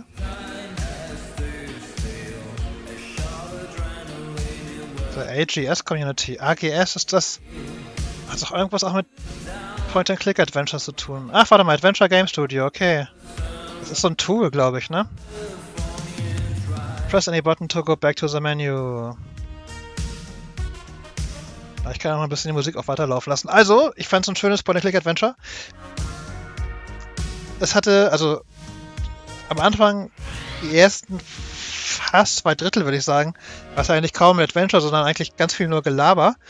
Was ich aber auch nicht so schlimm fand, weil ich fand die Grundprämisse mit 80er Jahre, Hollywood, B-Movie, Horrorfilm, Schriftsteller und so, und die ganze Sache mit den verlorenen Filmen und den ganzen Referenzen schon schön. Fand aber auch schön, dass jetzt gegen Ende doch ein bisschen mehr Richtung richtigem Adventure ging. Pixel Art bin ich immer ein Sucker für, fand ich auch hier schön nostalgisch gemacht. Es hatte ein bisschen Schwächen, finde ich, mit dem Holzhammer, dass er jetzt plötzlich sich so, also man hat schon im Spiel gemerkt, dass er langsam diesen Horrorsachen wieder mehr mag, ne, wo er meinte, ach, bin das noch ich? Aber jetzt gegen Ende ist wirklich schon ein bisschen was übertrieben. Aber schön. Schade, dass man nicht noch dann wieder das gesehen hat. Ja, manchmal war er auch ein bisschen begriffsstutzig, fand ich. Aber sonst, Rick als hier Dorfpolizist und so, schön klischeehaft, wie in so einem älteren Film. Fand ich auch sehr charmant. Hat sich auf jeden Fall gelohnt. Ich werde auf jeden Fall bei Steam versuchen, irgendwie hier, die das Spiel gemacht haben, auf meine Merkliste setzen, dass ich da zukünftige Spiele im Blick behalte. So, das soll es gewesen sein und in diesem Sinne, bis Dansen.